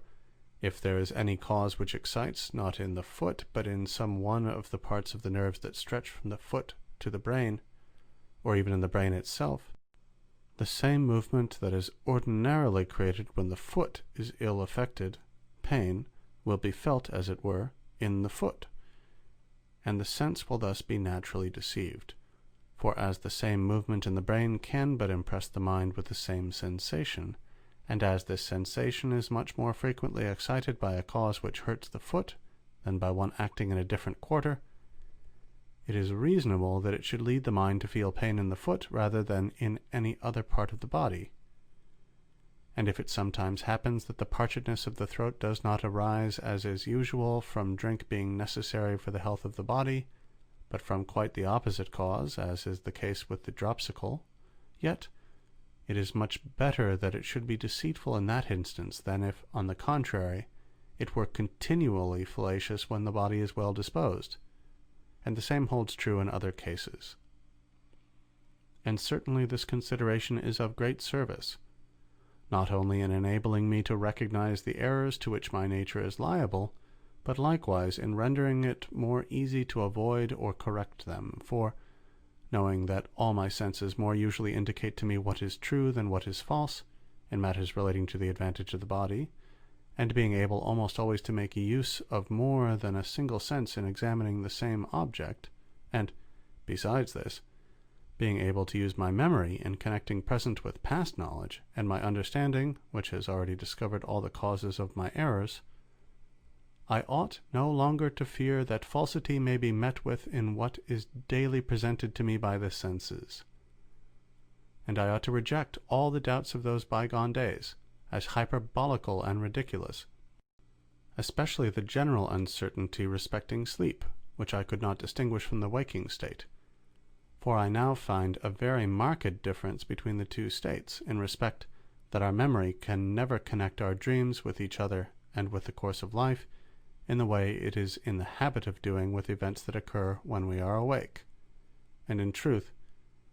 if someone, when I am awake, appeared to me all of a sudden, and as suddenly disappeared, as do the images I see in sleep, so that I could not observe either whence he came or whither he went, I should not without reason esteem it either a spectre or phantom formed in my brain rather than a real man. But when I perceive objects with regard to which I can distinctly determine both the place whence they come and that in which they are, and the time at which they appear to me, and when without interruption I can connect the perception I have of them with the whole of the other parts of my life, I am perfectly sure that what I thus perceive occurs while I am awake, and not during sleep. And I ought not in the least degree to doubt of the truth of these presentations, if, after having called together all my senses, my memory, and my understanding for the purpose of examining them, no deliverance is given by any one of these faculties which is repugnant to that of any other. For since God is no deceiver, it necessarily follows that I am not herein deceived, but because the necessities of action frequently oblige us to come to a determination before we have had leisure for so careful an examination, it must be confessed that the life of man is frequently obnoxious to error with respect to individual objects, and we must, in conclusion, acknowledge the weakness of our nature.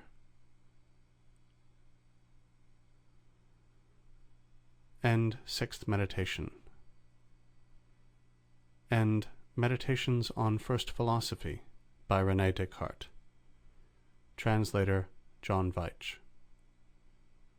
This recording is in the public domain.